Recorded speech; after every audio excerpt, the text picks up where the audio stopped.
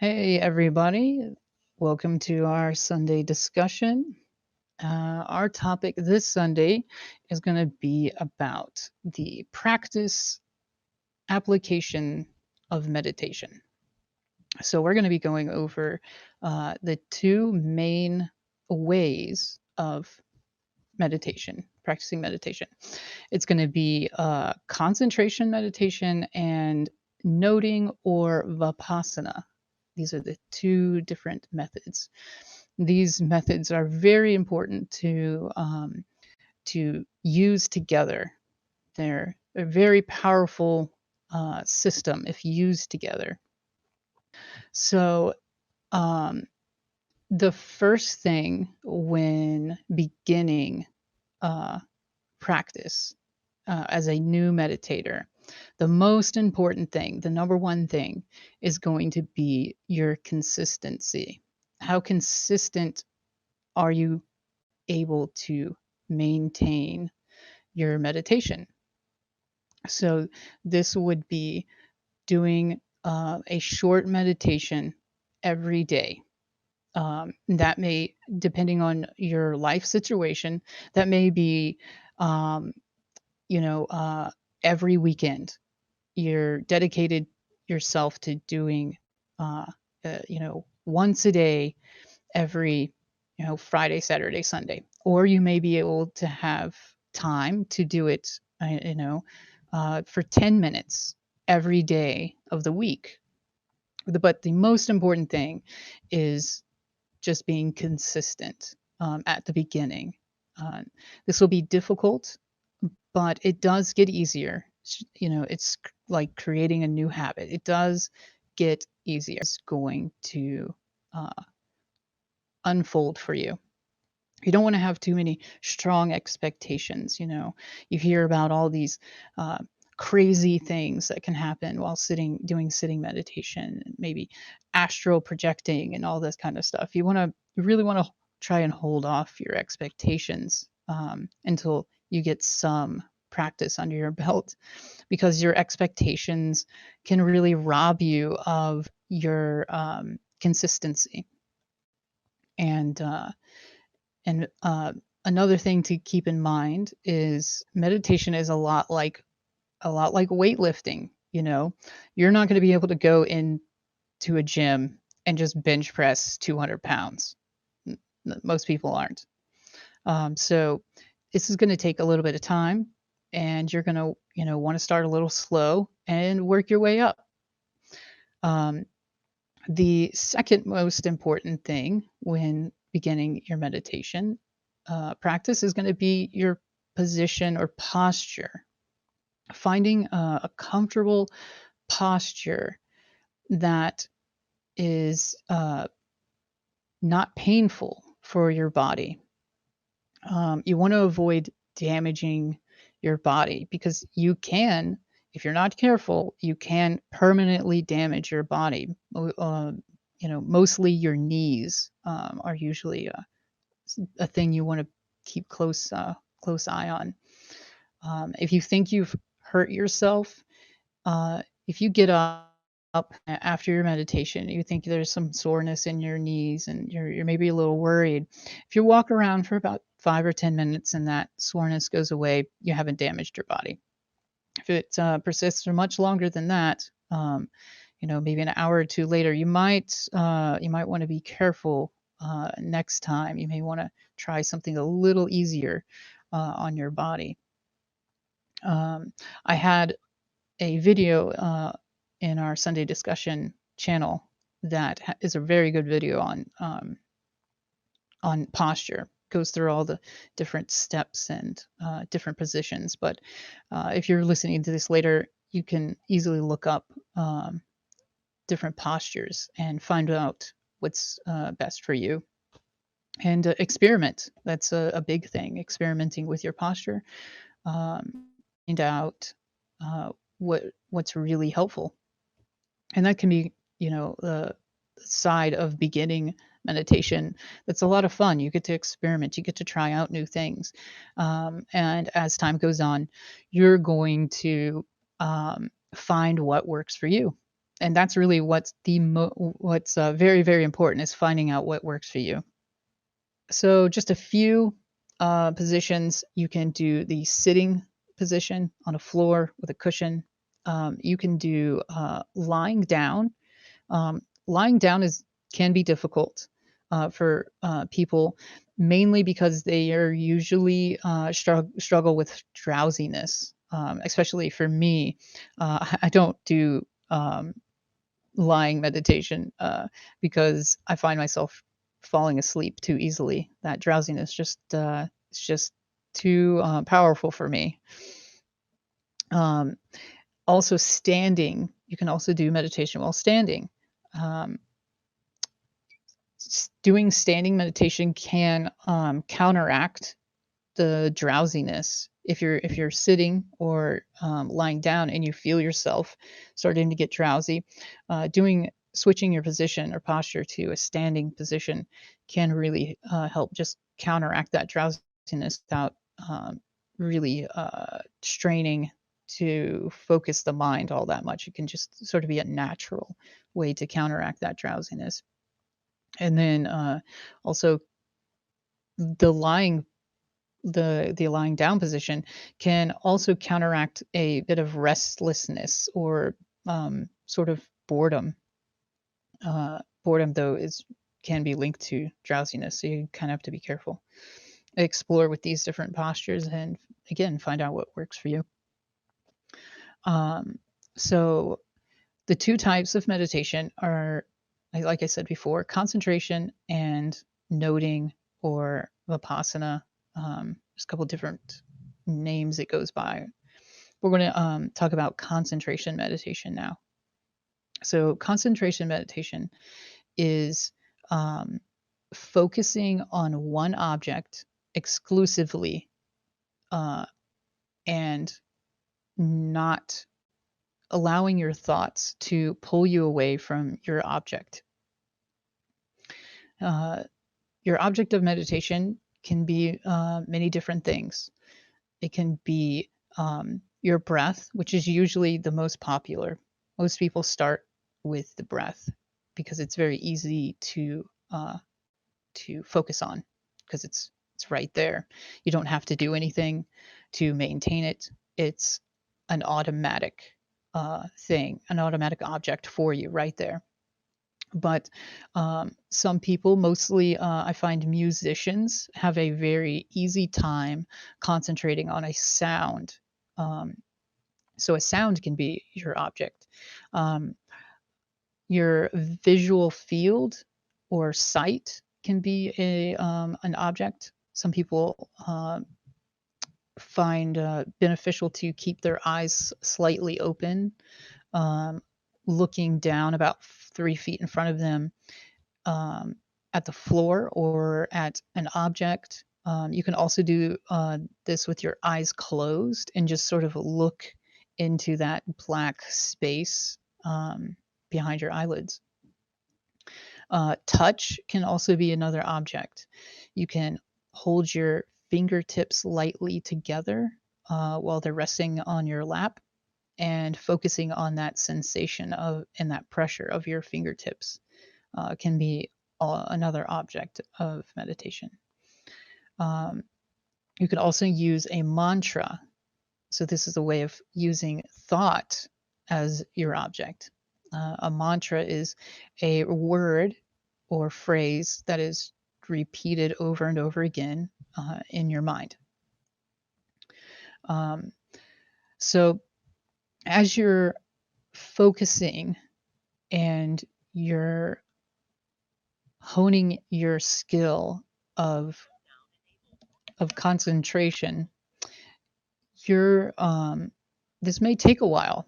This may take many sessions, a week or two, if you're really dedicated to um, getting the mind to focus enough that it stays on its object long enough to reach a point which is usually referred to as access concentration.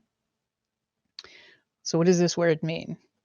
Access concentration is a state where you're fully with the meditation object.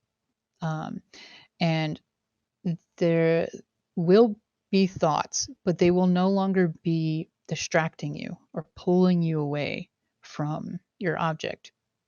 They'll be kind of wispy or just sort of in the background. Personally have a sense that these thoughts are sort of sitting off to the right of me, and they just kind of hanging out there, but they're not getting in my way. They're not in front of me or on top of me, keeping me distracted from my object. So yeah, the thoughts no longer pull you away from your object, and you're able to stay with it. This would be considered access concentration.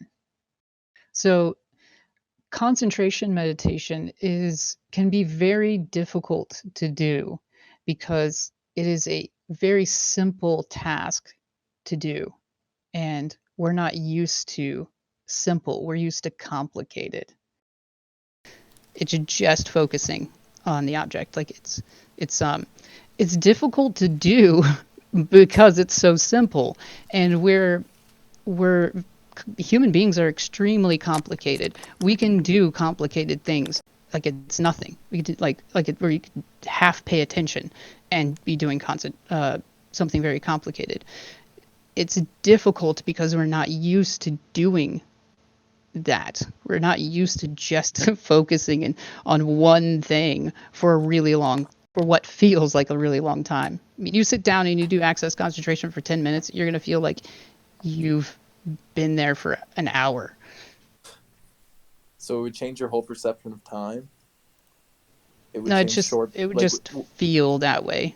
It would feel like that because it's a little uncomfortable. Um, the process can be, but it does move into not being uncomfortable. It's actually very pleasant, very enjoyable. But at first, it is going to be a bit uncomfortable. That's why it takes effort. It takes determination. So, Michael, I mean, in your state of access meditation, is there any level of like change to how you perceive time normally, or do you even enter that state? If you're doing concentration meditation correctly, you would not even worry about time. It wouldn't even come into your mind because that would be a different object, and all you want is single pointed object. Okay, okay, that makes a lot of sense. So the next part is noting Vipassana. I think if anybody's had any experience with meditation, you're probably familiar with doing this. You've probably done it and you didn't even know that you were doing it. So Vipassana is really, Alex was explaining his technique earlier, and he said he just kind of sits there and he doesn't really focus on anything. He just lets things occur and come up as they come up. So this is sort of the opposite direction, the opposite way of meditation, where concentration you're just super hyper focused on one thing and you're excluding everything else. Noting or Vipassana is not focusing, allowing anything to come into your awareness. So a beginner would make a note. So you're sitting there and you're not worried about your breath. You just breathe. Just let the breath be however it's going to be. Long breath, short breath, doesn't matter. And what you're looking for is so there's 6 sense doors. That's seeing, hearing, smelling, touch, taste, thought, and then I add another one, which is just really nothing happening. No apparent object. Usually it's just because you're sort of beginning and you're not seeing the which which sense door is sort of your attention is on. But the main ones are seeing, hearing, smelling, touch, taste, and thought. So out of all of the things that you're experiencing, one of these things is happening at all times.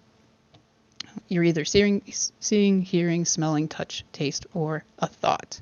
And so all Vipassana is just being aware of where this information or this experience that is this moment is coming from. And then you just make a note. You just say in your mind, oh, that's seeing. That's a sound. That's hearing. That was a thought. You know, that's it. Like it's really that simple. You're just labeling them. You're just labeling all of these things that are happening. So in order to be able to label them, you have to be aware of them. This labeling starts off very slow, maybe one a second, doesn't have to be very quick. You'll get better and better at this, and you'll be able to verbalize in your head these labels. At some point, you're going to be noticing so many things sort of coming at you that you're not going to be able to keep up the labeling. The thought of the word isn't going to be quick enough. So then you'll want to move to something that's faster, a noting process that's faster. I've tried like just imagining in my head like a bell or a buzzer sound. So every time that awareness is contacting one of these sense doors, there's I just imagine like a little bell or buzzer. So it'd be like, beep, beep, beep, beep, beep, beep. And then after that, once that becomes too slow, you stop thinking attaching any thoughts to it, and you're just become aware of it. You don't need to label it or anything. You're just being aware of it. It makes more sense once you sort of go down that and do that process. You'll see, oh, this is not fast enough. And you'll find another method to keep up with all of the with everything that is coming through the sense doors.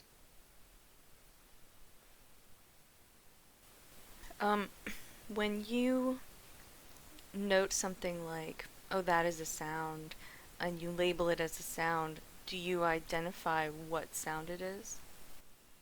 No, you don't. You just label it as a sound, so or hearing. So it's like a very broad label. You don't want to try and figure it out. Like, oh, was that the sound of a bird or a car, or was that maybe like in my head? Doesn't matter. Just a very broad label, and that's why I use hearing. Or you can say sound. The label doesn't really matter.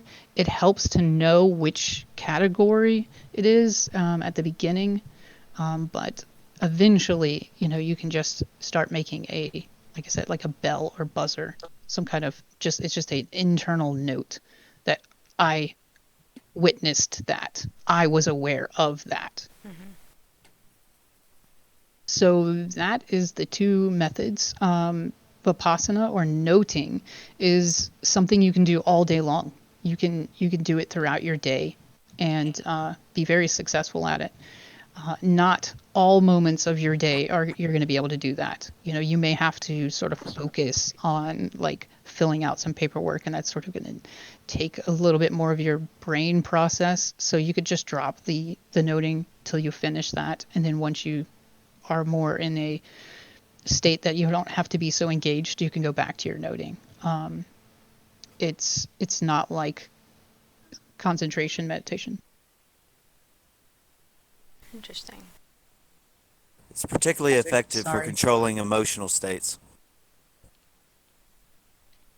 So, do these two types of meditation complement each other or affect each other Yes, in some? extremely. They are very, very complementary to each other. So if you were doing if you were wanting to be consistent, then you would be doing your concentration meditation when you have the time to sit, and then you would be doing your noting at all other times. And if you do this, it creates a a link between the times that you're sitting and the times that you're not. And so it's very powerful to for both processes. Concentration meditation helps with noting, and then noting helps with the concentration, because you're sort of like, you keep that flow. If you want, you could say draw it from one sit to the next. When you're sitting, you're going to be focused, and then when you get up, the noting meditation keeps that focus and carries it through to the next time you sit. In order to develop certain, especially the more advanced levels of insight, it's absolutely necessary to develop concentration meditation, or you're just not, and vice versa. Yeah, and that's that is what it is. You to be able to gain what people call insight. These things are subtle. They're very slippery. So you need to be able to learn how to concentrate and focus, and you gain sort of a higher level of awareness. I mean, I don't know how to put it in any other way. You're able to notice things easier and quicker through doing this process. It also it deepens the insight Yeah, meditation as well. It allows you to stay there longer, cultivate it more richly. This goes into why we do all of this, which I think we hadn't gotten to yet. yeah. I kind of wanted to start with that, but kind of skipped over it. So we can move into, why do you want to do this? This is the important question. All these techniques and methods and practice, that's fine and good, but like, why? What's the point? Well, I think that the reason that a person might meditate really depends on the person. I mean, ultimately, I think most people are wanting to find a way to decrease their day to day suffering, and meditation is kind of like practice for that. I view it as maximum sanity at all times. That's really the point. I mean, you really want to. It just allows for more options if you control your emotion. If That you can is see true. more deeply, if you can Yeah. see more deeply than the present moment. If you are understanding and concentrating, you're not suffering. You're in a clear state of mind, and that's not mental Exactly. illness, right? A clear head without suffering.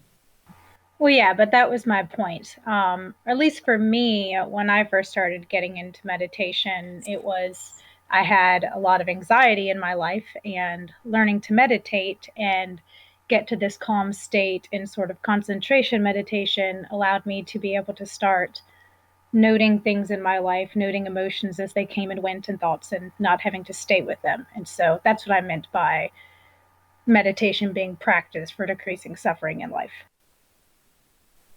Yeah, I think it definitely starts that way for all of us, and that's probably a good thing. Like, I want to get control over my emotions. I want to be able to concentrate more. I want to um, control my thoughts and not have them be so Right. scattered. And I want to stop these cycles of thought that are causing suffering.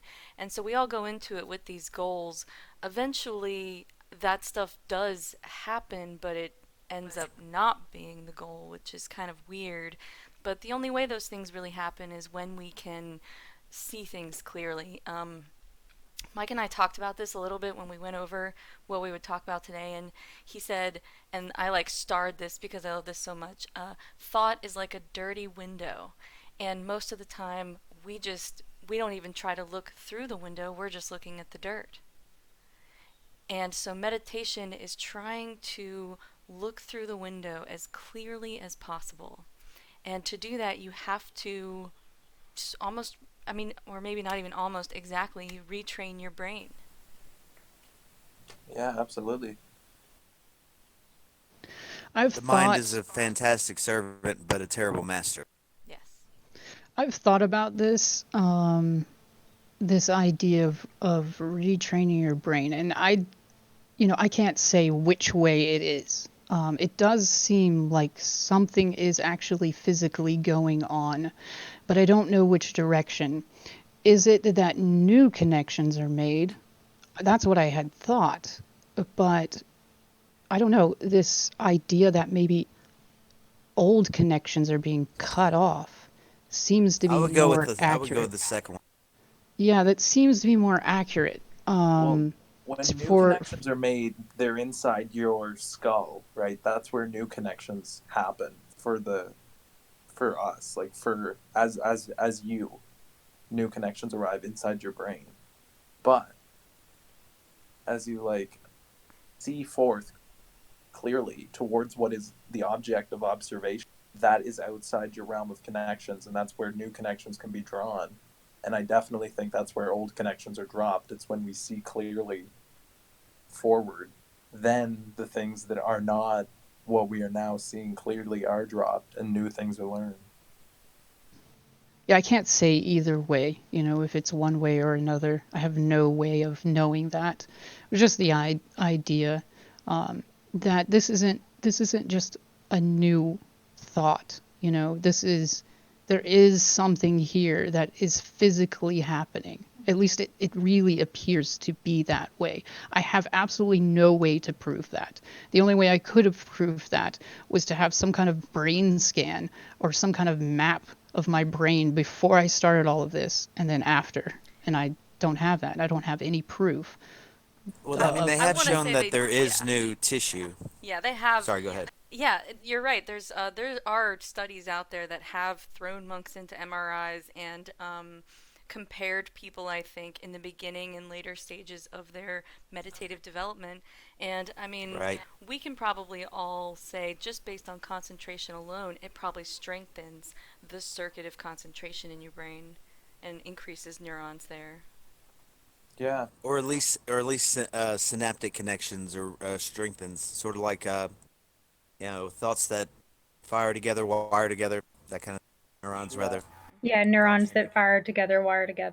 Right. it encourages neuron growth and like discourages neuron death. So new things are being made and grown, and that's like an area that things can't now die because things have now grown there. Well, I follow Yeah. a teacher, Tara Brock, who's she's a meditation teacher and she's also a psychologist, and she talks a lot about the whole neurons firing and wiring together. And what she teaches is basically the idea that it's not necessarily that you're killing off old connections, but as you're building new ones, you're teaching to sort of like bypass the old ones in healthier ways. Hmm. Mm-hmm. Well, you have your unconscious like procedural memory that only activates when it's necessary at the same time. So anything that comes up that your procedural memory can pull and come up with an immediate response, it'll do that unconsciously and you'll take that response unless you otherwise are conscious enough to avoid it. So that's another thing to keep in mind. Meditation is essentially a form of metacognition. You're thinking about thinking at a, until you transcend even that. It's at a very high level. A lot of the same thing tends to happen with age. It tends to form this layer, this extra layer that people below the age of 35, say, or 36, just simply don't have. It's this very light network that forms on the outer edge. Sorry, go ahead. I'm blurting shit out. No, I was into that. What are we saying? There's a new layer that Oh, appears in people who okay. have cleared out their older As you kind of grow into wisdom of a sense, and there's actually the brain grows one last little very light outer layer. But what it tends to do is this layer tends to connect thought with previous experience, or memory with previous experience. It basically wisdom consisting of not even getting in the car to go to a party like that in that part of town because you've been there, done that. All the way through the 20s, a lot of people will still continue to make the same mistakes, like they can't learn from previous experience. Especially early 20s, we see this.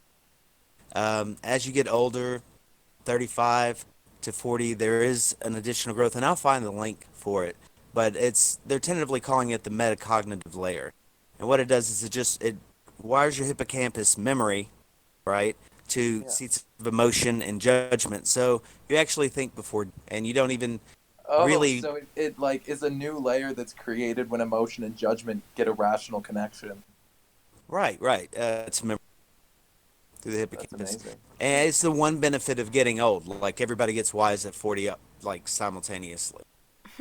But I would argue that meditation, if anything, would strengthen something like that, as well as some very deep structures within the brain. As anybody who's been really gone on, and really deep into meditation will tell you, it's very low level stuff.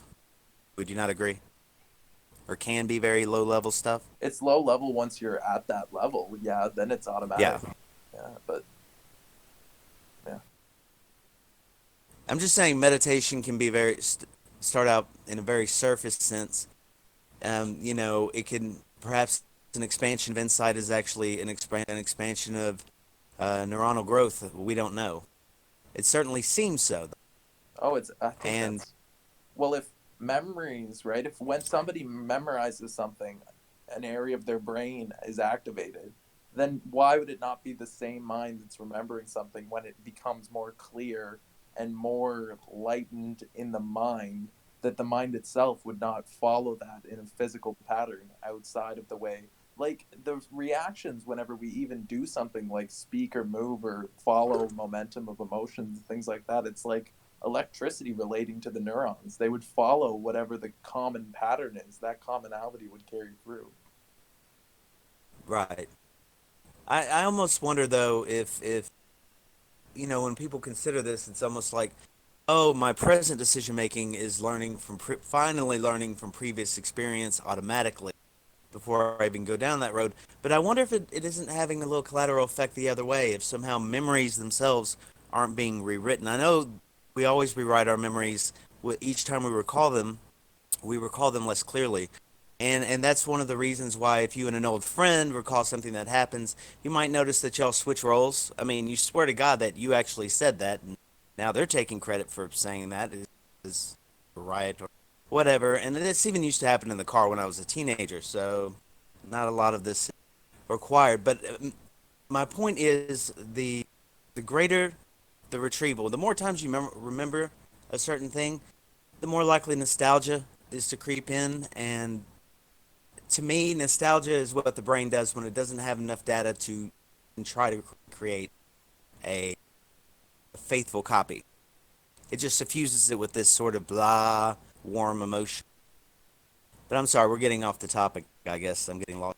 No, I think this is still on topic because I think this is exactly why we think meditation is not just really even important but necessary to get this kind of insight, because you have to start rewiring your brain, and if you don't start doing that and improving your concentration, improving your awareness, and decreasing those thought loops, you're not going to get to see reality clearly, and you're not going to get that insight. Right. The more I meditate, the more I even remember bad memories differently. They're not around to haunt me as much anymore. I mean, they happen. I have a record of that, but I can put it in context. And I don't get that primal, like when you got that, scarred. Everybody's got a scar.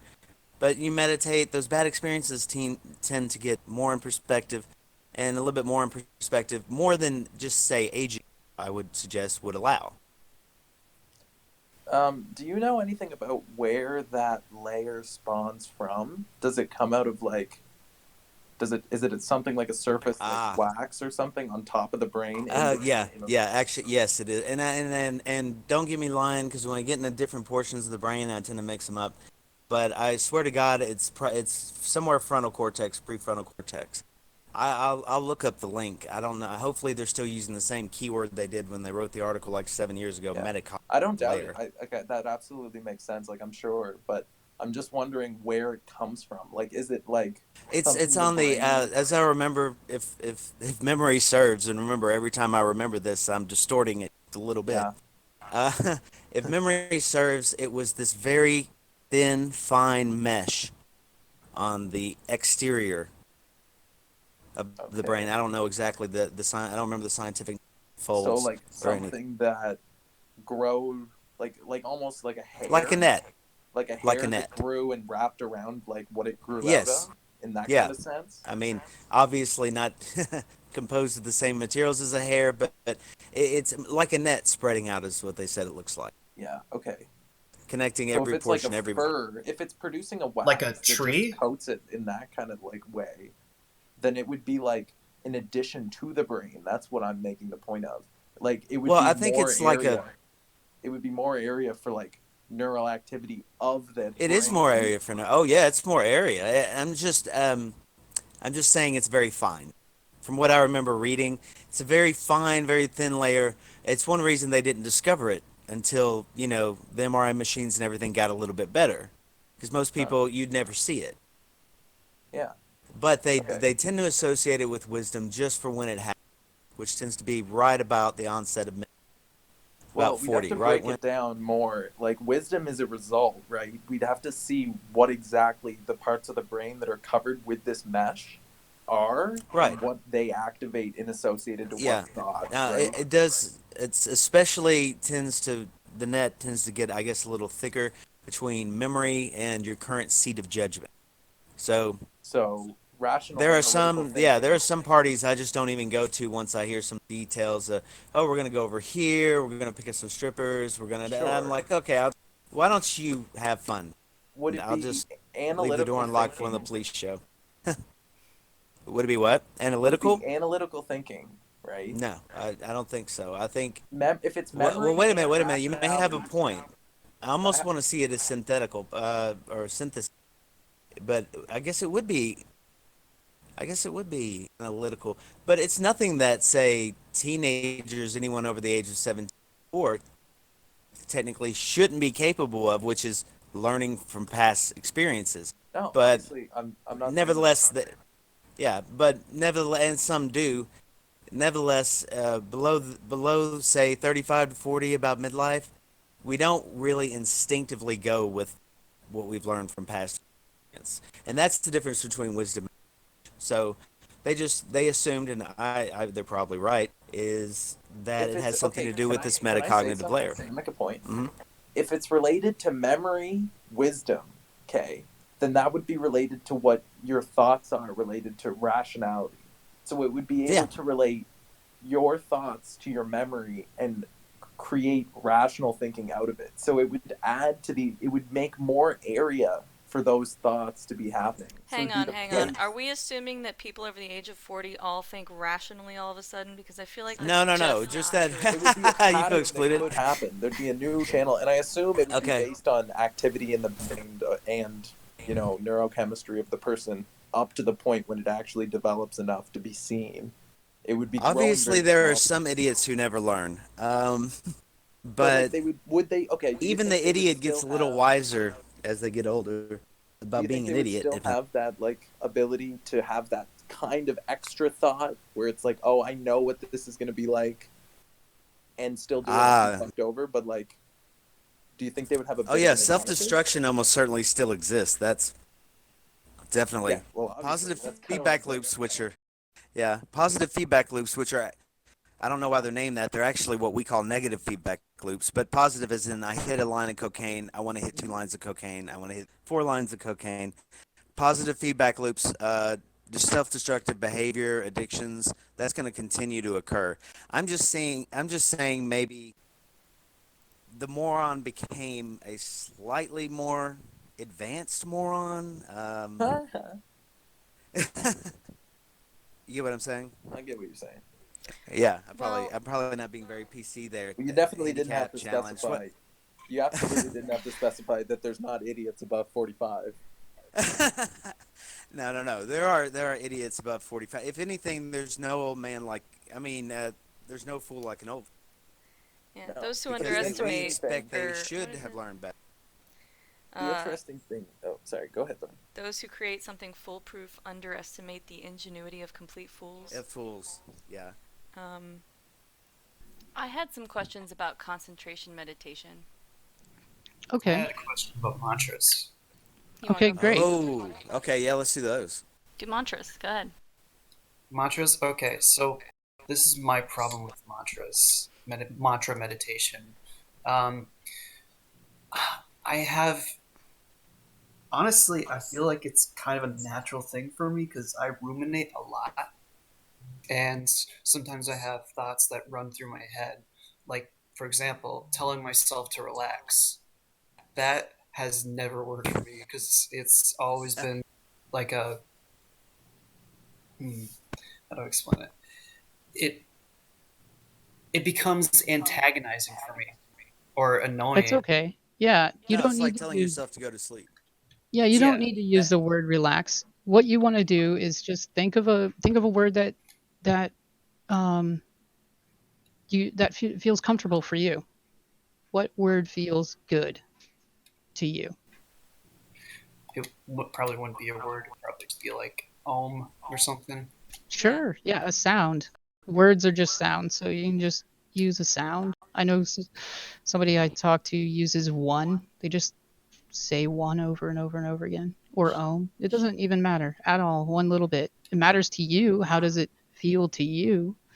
That's the only thing that matters. I know when I was doing some mantra meditation, I'm not even sure this qualifies as a mantra, but one thing that I did for a while that helped me is I would kind of repeat the word green over and over again in my head. And that helped me a lot, especially early on in meditation, because it was a word. And then it also kind of like I could fill my brain with like this image of the color green. And that really helped for me to like focus. I think mantras don't have to have a meaning. For me, I liked to have a mantra that was a word I didn't know, kind of a nonsense word, or one of the chants I didn't know the translation to, because I could get more easily lost in the sound of it rather than the meaning. Speaking of nonsense, I like the word nonsense because it reminds me of Alan Watts. Just he when you say nonsense, I can like easily hear him saying it. His Pretty. voice is It's so kind of great. funny.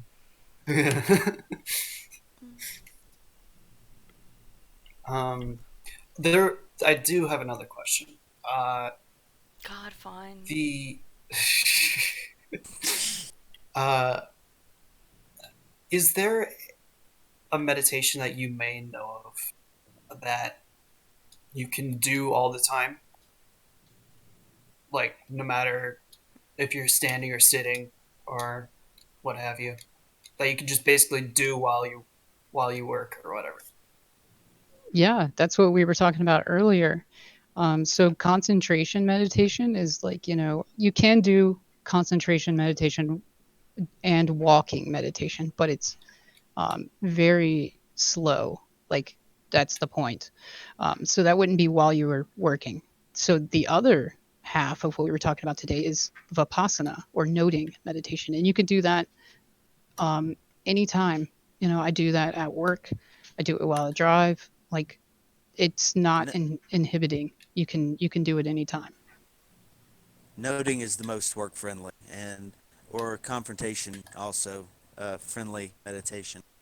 You find yourself losing it, is what you want to do. Okay. And that's sort of my main point. My number one thing was trying to be consistent. So doing noting meditation while you're going about doing your other things, washing dishes, um, taking your car to get an oil change, work, driving. Then when you come back and you're going to do a sitting meditation, a concentration meditation, you're already sort of primed for that. And that gaining that access concentration, or getting your foot sort of in the door where you can actually concentrate without your mind pulling you away, will happen much more easier if you weren't doing the noting, because you're setting yourself up for a much more consistent sitting meditation. Okay. Yeah, I think that's where a lot of my practice really started to take off, was moving it from these dedicated times in the day to meditate and then not think about it the rest of the day, to trying to insert it into all these little things I was doing. And so any task I was doing, whether it was folding laundry or doing the dishes or sweeping, I would just start to try to make all of it this meditative practice. So it usually starts off, you're doing all this research, you're watching videos, you're listening to talks, you're speaking to other people, you're sharing ideas. That's usually how it starts. You don't even really consider meditation, or you might try it once and you're like, I suck at this. I'm not good at this. So, like, I just like talking. I just like sharing ideas and things like that. That's where it starts. There's nothing wrong with that. I think everybody kind of goes through that stage, that step. But the real change, the thing that you're speaking about and what other people are speaking about, the real changes happen because you're doing meditation, because you're focusing on awareness, because you're focusing on what is happening in the moment. So that's sort of a transition that you'll have to make in your own time. There's no there's no reason not to, but you should do it when you're ready. Not that you'll be ready. You'll always not be ready. But you don't understand what I'm saying. Like, there shouldn't be a big pressure on you to do it. Like, you got to do it for you. And that's it. For you. Yeah, and I think we've talked about this a bit as well, about how when we talk about all this stuff, when Alan Watts and the Tao Te Ching and all these other sources talk about this, it's still just talking about it. And you could talk about the taste of an apple all day, but you will never really understand it until you bite the apple. And so we can talk about in this server this stuff all day, but meditation is the beginning of experiencing it. I so is the whole point of meditation to basically see into aspects of awareness and how they relate to your life, I guess. It's And also to amplify. It's also to amplify awareness. You're not just looking. You're enhancing, improving.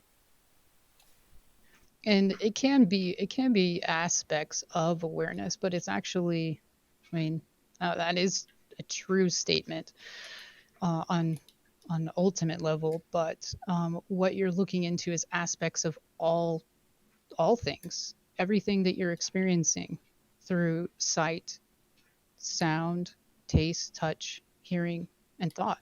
I said hearing twice. These are sense doors. These are how you experience what you are experiencing right now. So you're looking into what's going on here in this experience. How is it working? What is it doing? is also meditation. Um, is it basically you trying to? I don't know how to phrase this, but basically helping you trying to find out how important awareness is, or how much it applies to real life, to the point where you realize that there there is only awareness.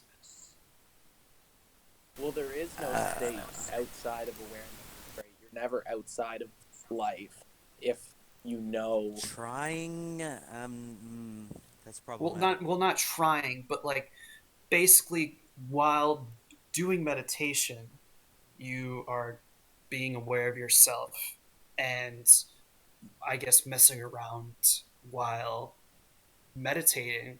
You can start seeing that, oh, nothing's really changed. I'm still aware, and I'm still Well, aware here. like, honestly, I only know who I am when I don't know who I am, right? That's when I know I've got to figure it out. And that's a form of awareness in itself. I think the point of meditation, at least one of the main ones, is it keeps the self in proper perspective. You know, that way the inmates aren't running running the asylum. I don't think that answers my question. Does that make sense? Does my question make sense at least? Can you reiterate it? Yeah, say it again. Okay, so is the whole point of meditation to realize how awareness is basically the only thing, the only aspect that you can control or you are, and to a significant point where you just operate under that awareness only? Well, I you would have wouldn't. to say no. I think the point is just the waking up itself. It's just that, to wake up. And I don't think it's to realize that there's this subsequent thing called awareness that we should all be in all the time, and we always were there, and all that. That seems like a lot of secondary construction. And the point is, what's the point of waking up, from sleep? It's just to be awake. Right. I'm not asking if we should be in this state all the time. I'm asking that this is our state. Yeah, This and that awareness leads is to a like, recognition of that. Yeah, I would have to agree. Mike, what do you think? Well, I that sort of plays into my little story, my little journey, if you want to say that. You actually go beyond even that. But you're asking, what is the point of meditation? I mean, if you want to get real zen about it, there is no point. But I that He's at doesn't answer your right. question. Yeah, well, yeah. That's right. what I tried to say. Um, He's asking besides that. can I ask Yeah, why it doesn't? Why there is no point to meditation? because there's no There's no stopping. there's no Yeah, intrinsic There's no point incentive or to meditate meaning because it's not to an yeah. incentive program. That's what I was saying. To be awake, you're awake because you're awake. It's preferable to sleep. But I mean, what's interesting is Mike just pointed to, yet another level, and like I said, that there's no stopping. Just because we have, mind map systems or something that show levels, and it shows, oh, well, there's this top level, like the penthouse you can get to. That's not accurate. It never stops. It grows on and on. There's no final resting state, even though, just for the sake of, conversation and trying to analyze and categorize different meditative states, we say you're here and then you're there. There's no upper ceiling to it. But Mike actually has pointed to an even higher level of understanding when he said that, what'd you say, Mike? That at some point even that's a hindrance. You want to ditch that and go ahead. Yeah, he asked about awareness. He was speaking to the point, is the point to recognize awareness is like this only thing, or is to be awareness all the time? And I mean, yeah, I mean, that is a step, that is a place, I It guess. would be that is a correct answer in a sense, right? But Well, there then, really is no, finite correct answer, but meditation is worth it in and of itself. Like, it's something that is enjoyable. I'm not asking the worth of it. I'm just trying to understand what The objective. the point. Yeah. Not Okay. not as Yeah. to direct my what to do in meditation, but Sure. as to what's the function of it? That's Right. easy. You are you enjoying life? More? No, no, just simple question right now. Are you enjoying your life? Are you enjoying this Let's experience of being whatever this experience is? Are you having fun? Are you enjoying? maybe I think I'm not enjoying it to the fullest. Okay, that's the point of meditation. It's a good way of putting it. Enjoy life to the fullest. Like, It is yeah, possible to be happy in hell. I say that's a perfect definition. Even if you're in that state right now or not, like I think that's transcendentally applicable. I think that's kind of part of the paradox of why it has no point, too, because you realize that you already have the goal that you're seeking, and that's why you can start with a goal, but eventually there isn't one. And I know it sounds confusing, but yeah. Yeah, it's I like agree. Yeah. what you're Somewhere. seeking, you already have. There's no way to go. You already have that state. You're just not experiencing it Yeah. because you're adding things to reality, and that is why you're not experiencing peace and happiness and serenity. I forget. Eventually, even enlightenment has to go because it develops a certain stink about it. Yeah, Even so this that's what I was concept that I'm talking awake. about. Yeah, Yeah. that's true. I mean, I forget if it was Remy who said this. I could be getting quotes mixed up, but he said that knocking on the door, once I opened it, I finally realized I was knocking from the inside. Oh, that's good. Oh, I Oh want to write that fuck down. you. That's good, but it's like it's twisted. Stop. Ah. Ah. Well, there's another way you could put it, is that what you what you are looking for is actually what is doing the looking. Mhm. I would say that's accurate within bounds. Sure. And well, we're it's looking for Everything with who actually we are. Who everything are within you? limits, of course. Who are you? You're the one doing the looking. All I can really tell you is all of this is there. It's just ideas, it's just words, it's just mind, it's just concepts. The experience, the thing that actually what you're experiencing is completely different and doesn't fit to words. Words don't Mm. they don't touch it. Can you can you even describe what you're experiencing right now? Can you even start to explain it as soon at as you all? do, you're outdated, and what you're explaining is just a concept in your I mind. like that. I like that. Outdated. That's good. Mhm. That's exactly what happened. Hmm. The information is already old, or the description. Not only that, that just even even life, like complete mystery. If you really look at it, if you get you can see it, like it's just there's nothing, like you cannot explain it. Can you take anything, take a coffee cup?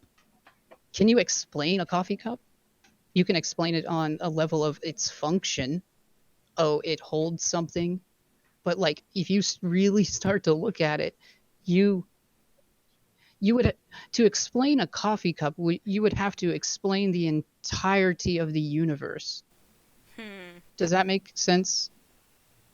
Yes. Honestly, I would just say at that point you can't even you can't because it's an invalid statement. But you are the whole If universe. if not even saying the function would be uh, enough.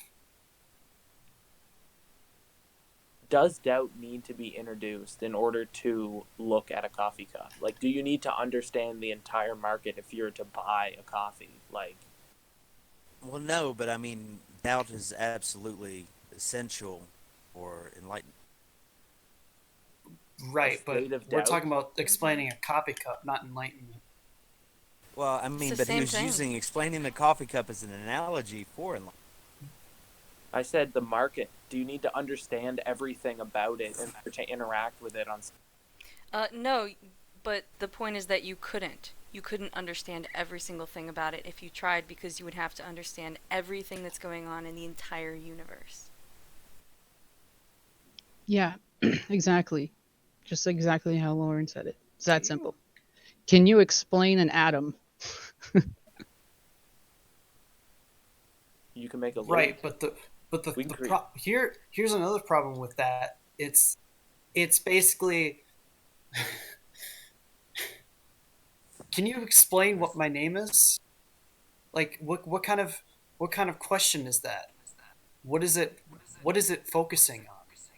It's Exactly. one that I would hope would stop your mind, stop your thoughts, stop you thinking. Your name, Well, your own name. Right, you may have different I don't know. intentions, but if we were If you asked an genuinely etymologist, asking they would probably. to explain a coffee cup, what would that be? What would that question be asking? Yeah, then there's like Okay. Cecine pipe pip. Like, this is not a pipe with an image of a pipe. Ha ha ha. That's Magritte. Yeah. Okay, so let me try again. We'll stick with the coffee cup. You understand coffee cup from a name. You also understand coffee cup from what it looks like, right? Mm-hmm. It also has, Based on yeah, it's going to be made out of something. It's going to probably, we'll say it's painted. So you have to understand the object. Conceptual thinking. Yeah, the object is a coffee cup. Is only a coffee cup because you understand its function. You could take a coffee cup and you could turn it into anything almost. You could break it apart and turn it into a picture. You could use it to scoop dirt out of, or use it for feeding your dog, scooping dog food. Like when does it become a coffee cup? This is so existential and I love it. Well, I mean, yeah, I guess because you can, I don't know, one day be looking at the clouds and you'll see, hey, one of those clouds looks like a coffee cup, but it's not because that's not because it like the function that a coffee cup would serve. It just has the same shape as it, which it would be focusing on an aspect. Well, it isn't just the shape, though, because then you would just say it looks like a cup. Well, right, but What's in the isn't there cup? like a stereotypical image of a coffee cup where it's basically a cylinder and a handle and that's it? When does it become a coffee cup? I think it's when we put coffee in it, or it should. If I put coffee in a shot glass, is it a coffee cup? No, well, you wouldn't call it a coffee cup, but No, I mean, because it would be a shot glass. But it's got coffee in it. I said Right, you could argue it, be, but it's it still would be a first shot. called a shot glass before it would be a coffee shot glass. Why? Well, Because maybe you make have, a little because that's basically tiny- you're putting an adjective in front of it, maybe an basically espresso adding more cup. to it. So what An makes a espresso cup coffee with cup coffee a still- coffee cup? The brand, the brand association, and the shape association with, coffee cup. That I term. mean, because it looks like a mug, so then it would be a mug then. Mug cup? Not a coffee Can I get a cup. muggy cup, please? So this is exactly what we're talking about. This is sort of like the breakdown, the confusion. We're like kind of trying to point at something, and there's for you kind of feeling maybe a little confused, or you're like, no, but it is this way, and like, but we're like a couple of us are like, but no, look over here. And so like meditation sort of kind of helps you sort of sort all of this out. It really just comes down to like you won't understand it until you experience it. Like I can't say it in any other way. Can't give you the knowledge through words. Yeah, I can't. It's like I just can't. I cannot create that experience for you using words. Right. I wish I could. Believe me, I wish I could. Yeah, that frustrates me that I can't. I was not saying that you. I wasn't arguing that you can. By the way, I just wanted Oh to no, make no, sure no. that I was wasn't. pointed out. I was just I trying to. wasn't thinking that. I was trying to break down the structure of the question itself, like to explain a coffee cup. I was just trying to prove that it's just an invalid question Well, the only way you could describe because a there's coffee nothing to cup, focus on. if somebody and you both had the same experience and talked about it and agreed it was the same experience, then it becomes a coffee cup. Like, you don't know what honey is until you taste it. It's the exact same thing. You've named it honey because two people or more have agreed on it, or at least yourself have came up with it. That's when something gets a term. No, I Exactly. mean honey might have a reality all its own. I've A got some honey metaphysical in there, and reality is one it that's is created very inside the cell. assertive. It is very self-assertive. Take your coffee cup, what's in your head, and bring it 200 years into the past and ask someone what it is, and it's not going to be a coffee cup anymore. It's just going to be that to you. Here's another thing. Okay, say you have a coffee cup in front of you. You're looking at an object and you're going, that is a coffee cup. Now, remove the notion of coffee cup. But it doesn't disappear, right? It doesn't go anywhere. It It's would still just become well. If I say something, it'll be that yes, aspect instead. yes, yes. Yeah. That's it. That's what Toddlers we're. pick up objects not knowing what they are in the slightest.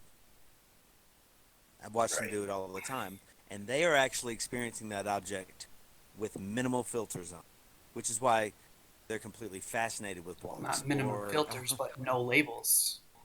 no labels. Well, yeah, okay, correct I- on semantics. I like to think of it as filters because I do think that it is about, and that's why I love that window analogy Thank you, so much. Lauren. It's about seeing the world without these filters. What is it that William Blake says? If we could but cleanse the doors of perception, we would see the world as it is, infinite. Yeah, that's beautiful. I would argue that LSD actually cleanses a lot of those doors, and if you do it in a systematic, less than masterful way, the result is just a lot of psychotherapy. The Yeah. filters are there for a reason. The hippies in the '60s just thought it could be sold for $3 a hit, and that's been an increasing problem with a lot of some of the new people who are coming in, want to be tested or want to be brought to that point or something. Is a lot of them are relying on chemicals. I have no problem with Generalis, but it's held within a certain minimum. I know Mike and I Well, were I talking. mean, it's important to realize that chemicals are still just another thing that we have an idea about and are something that is an aspect of reality. So there is that mirror we're seeing it through where we see ourselves in the reflection and we see the thing through the glass, right? And true clarity would be able to view beyond it and see it as an object and not what you see it as, because your view of it is still seeing yourself in the reflection because you're automatically involved in whatever perception you're doing. So chemicals, I mean, are a very important thing because chemicals are in us, right? But they're still an idea, even though it's what composes the thing that can say they're an idea. That's an important step. They can definitely help, yes. Aldous Huxley, A George, certain- yeah. A certain class of, and I'm speaking directly to hallucinogenics, though. I mean, there's a difference between, I guess, lowering those filters in an organized, systematic way, and just, I'll drop a 10 strip, let's just bring it on down, and then that's how you end up in a puddle on the floor. Yeah. Wait, what is the Well, puddle? I mean, you get to get up. 14 hours later, you can stand up, and 2 days later, you're fine. It's also And, just, like- it's a fleeting experience. It's not really as long lasting. It's very hard to bring anything. It does have long valuable lasting back from effects. But No, it has long-term positive and negative effects. It has long-term effects basically relating to the cognition, no matter what. Like, I agree. cognitive effects from those states and allowing yourself a freedom from the original state that you started in and returned to going through that doorway, being there and exiting and going back, you're still a changed person. You don't retain a lot of the like places you go in your normal life, right? You're in the I'm moment. not sure all the changes are positive as the marketing suggests, though. But No, Yeah. they're not. I said positive and negative. I mean, right, I you agree. experience so many crazy things online. I don't know, man. I've only had good experiences. Well, Well, lucky I mean, you. like, Wait, if we want to say negative, is wait. It's a intense. matter of time. Negative is Also- like intense, paranoid. You know, that's There's what's a bad risk about it. too. But like they come Oh with no, good I things. get paranoid, but after I it's swear to all God, there were done, ninjas on my lawn. They after were it's all coming to done, get- that calm after the storm is fucking amazing. Yeah, it's very helpful. Definitely. And it wakes a lot of people up to stuff like this in a way that they might not otherwise get there. Yeah. I would make an exception for stimulants. I really would, though. No, stimulants, That's- dirty, like chemicals, No, fuck amphetamine that. mixes, terrible stuff. No, yeah, okay. So we're all in agreement about that. Yeah. Good. Yeah, fuck stimulants. Thought I had I a question. think Lauren had a question. I'll be Yeah, happy you've been to wanting to answer. have a Yeah. question for a while. Yeah. This concentration video, the access concentration video that we watched, in the end, he went over a lot of commonly asked questions, frequently asked questions as they're more commonly referred to. And Zach. I thought this was really cool. His very first one was about free will, and Mike and I had a very interesting conversation about free will recently, so I wanted to ask about it. He said, well, how do we focus if we don't have free will, which is an illusion, according to this guy? Because he it was said- implicit in the Big Bang. I'm sorry, I don't actually believe that. Some people have arguments that will say that. But now, so he says, it seems like you would have to exercise your free will to focus. You would have to actively engage in meditation and exercise a lot of mental discipline in order to do this. And if there's no free will, then how can we do that? And so he kind of goes into there's no free will because there's no doer who is doing everything, but stuff still gets done. So in that way, you have free will, but there's no agent behind the free will. But I actually have a different opinion about this than him. It does seem like he's trying to say there is no free will simply because there's no self to do it. Yeah, that's exactly what he's saying. Yeah. And I I disagree. mean, it's critically important if we are to assume that we have any level of input into what we're doing. We can assume a will of some sort. Even if we take away freedom from the equation, we still have a will, and we still have a will to put that towards things that we perceive as freedom. So if we direct our will, which might not be free, towards freedom, then we have our will in freedom. And is that not free will? Can I ask? I have a question related to that. Is there no you because there isn't a material you, or there's no separate you? Ah. Well, okay. I would like to. Or is try it both? to have- there's That's complicated. Question was, is there no self because there's no material you, or because there is no the question Um, was like Separate you. separate yous, and I think you have people, images of Non-duality. ideal bodies and personalities and stuff going on in your psyche and unconsciously drawing from people you known in your past and people who aren't the same people they are now, ideas of people you've seen, like ideas of people and who you think they are. Those are present in your unconscious at all times There. on some very deep level. So if you start to try to distinguish who you are from your mental ideas of who they are, you get very lost. So it's very important to keep critically away from that and understand that you are this massive system that needs to not be described because it's too complex to be described. Therefore, you are you, and you can say you are you genuinely, but without confusion. I'm sensing Lauren here just dying to explain the importance of duality. Well, I feel like you holding want back. You hush. That's all you have to say. I'm fucking hushed. Paul. I'm hushed. I'm sorry. I was gonna stay quiet. I mean, this I is know. the But question. I could. You were winding. I could hear the like. You hear nothing. I hear nothing. It's a paradox actually. It's both. Okay. Well, I can understand the material you part, but the separate you, I also get. That's why we're saying it's both. I mean, it's really contextual. I mean, I could make an argument, completely logical, 100% accurate argument from both stances. And that's one of the problems with either or logic. It doesn't have both as an option. It's almost why fuzzy logic is, in So, many ways more Shao, adapted to experience. Then take a larger perspective view of both, and what's the answer? I think it's important to note that the you that you think you are is the illusion.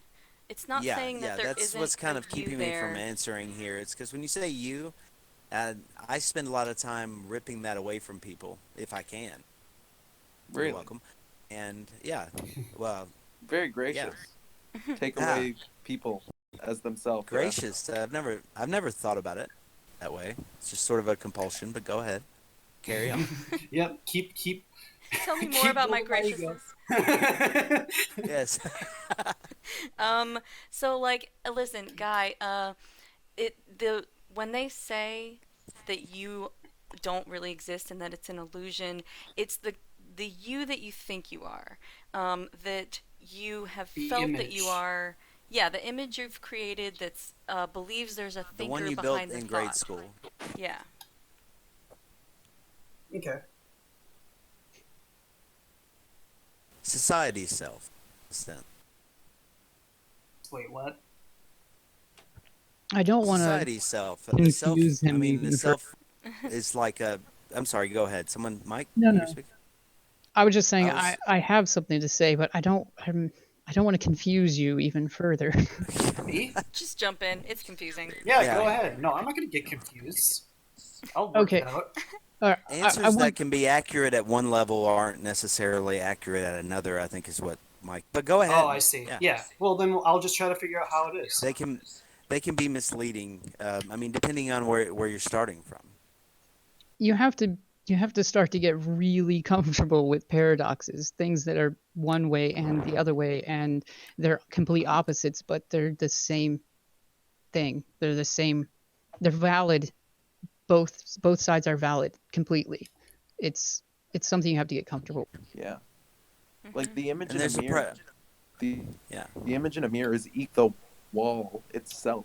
It's a reflection of what it is viewing, as much as it is a mirror, and that has to be viewed as one problem, at least in the manifestation that the thing that is on the wall and is a mirror is influenced by the thing in front of it, and that's you.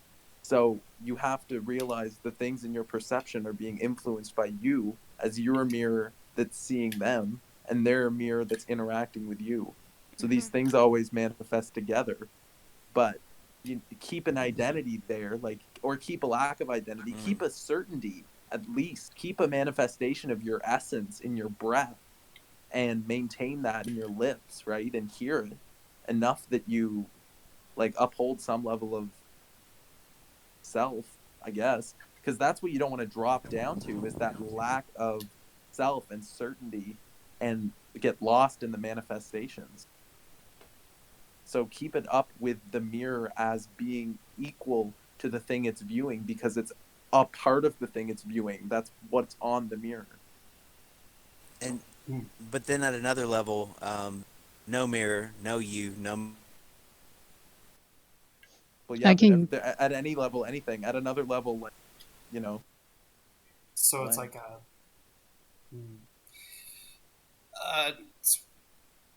like symbiotic, I guess. I Yeah, like the word perfect. interdependent.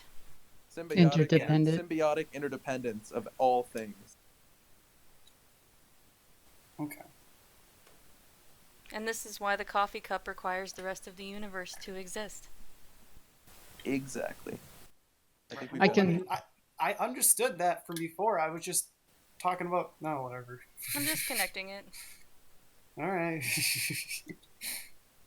I can give you another little fun mental exercise. Maybe it might help you understand this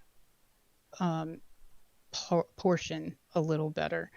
Okay, so again, we'll go back to the coffee cup. I'm gonna do something completely different. Okay. All right, so think about a coffee cup. It has its shape, right? Whatever shape, doesn't matter. And then it also has its space inside, right? It wouldn't function as a coffee Sure. cup if it didn't. Okay, so this the space on the inside is also the space on the outside because there's no Right. line. There's no cut. Yeah, so the coffee cup is inside of itself. Like a Klein bottle. Yeah. Sure. Like, But Guy, can I? do you know- unless you want to like include the space as a part of the coffee cup. do you the know what space- a Mandelbrot set the is, space- Guy?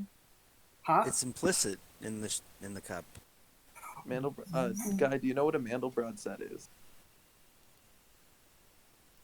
No. It's basically a one form big of fractal. object, okay? One big shape. You can show it in a couple ways.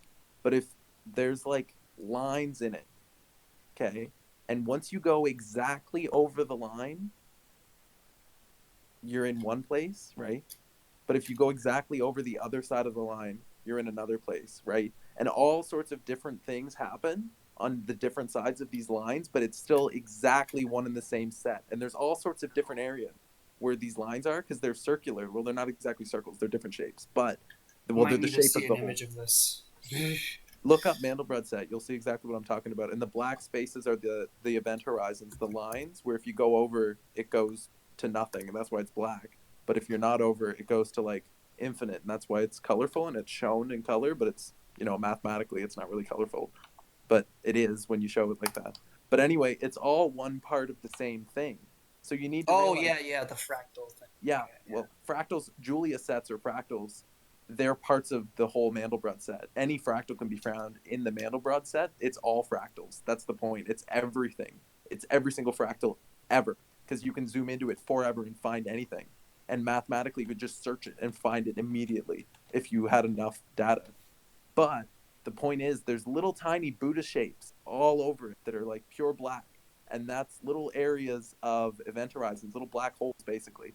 And they exist as units and perceptive units, and they interact with the world in certain ways. And all of the lines that come around them are influenced by them, and they influence them because they have a gravity that pulls things towards them, but they don't want to get too close because they'll fall in. So nothing that's actually in there goes into it. So it'll just go infinitely close and then bounce away. And then stuff on the inside will go infinitely towards the center and bounce around like at random places. But since there's infinite points in there, since it's infinitely deep, it shoots forever. I But feel like these this little, is a confusing answer. there's these little black shapes, and there's a tiny sliver of a line, and that's the edge of the mirror. It's that perfectly infinite sliver of a mirror. And there's the illusion that they're different. And just because the rules are different, and one side will never pass into the other, and the other side will never pass into the other. But they're part of the same universe. They're all part of the same set. So you are part of the same set as all the other sets because it's all part of the same universe. All right, So- but how does this relate to the space inside the cup? The cup is outside of you, right? But that line isn't really there. You're still part of the whole set. So the cup is you, but it would never go into you. You could Right. never interact with it in the way you interact with thought. So it seems way different. You think you're separate from the coffee cup because the coffee cup could never enter an idea of yours, even though Well, it's I was in your inside. thoughts. Right. Right? It's all one thing. The event horizon is a stopping point. It's where forces like meet. That's the point. And yeah, it's all one set. The I agree. I don't call it event horizon. I usually say interface, but yeah, same thing. interface, like a surface, the interface. Well, I Yeah, wouldn't. and Event Horizon Okay. is itself an interface when viewed as So the difference between. here's my devil's advocate question. If I can use the space around me, can I make a coffee cup out of space, A coffee cup might, or can I make a coffee cup out of clay? guy, the thing is, a coffee cup might appear out of space. Like there might be a perfect thing in nature that looks exactly like a coffee cup, right? Earth But fits you alien wouldn't have made forms. it because you're still a part of the universe that produced the same coffee cup. So you're not on that level that you can create it, but you have inside you thoughts, and that's where you're allowed to create a coffee cup, and that's where a coffee cup is created in your perception, along with the thing you perceive as a coffee cup. But you're not high enough. See, inside the event horizons, the actual little Buddha shapes, right, in the Mandelbrot, there's like you can map out single points, and if you choose like a couple points to exist in there, they exist just like universes with thousands of galaxies inside them. That's the shape it makes, right? So inside your mind, you could create infinite fractals, right? That's what DMT does. So you could create a coffee cup that way, create way more than a, but you it's way harder. It would take way more, and it might not be feasible. You know, something may like way larger could produce a coffee cup in its stomach, right? Like that would be something. You know, but I don't. the point is, What was the original question? That's what You I want to said- know. the the question was, you said, could you create a coffee cup? You can't, because the event horizon between what you consider yourself and what the coffee cup is inseparable. You can't get it in there because it won't enter. It's in infinity, and you're a singularity. There's got to right? be an easier way to say that. Yeah. You are you. The coffee cup's the coffee cup. The math doesn't work. You can't add consciousness with body to coffee cup as a coffee cup. I was You can not only do that. suggesting I wanted to do that. Okay. I'm just saying. I just still wanted to wanted say, it. can I You make still want- can I make a coffee cup out of space if the Can space you make is a a part of coffee the cup coffee out cup? of nothing? Yeah, you can't make it the same way you can make I a mean, thought. okay. Are we talking Star Trek technology? Because No. pretty sure a I was replicator basically can do saying, it. what is a coffee cup made out of?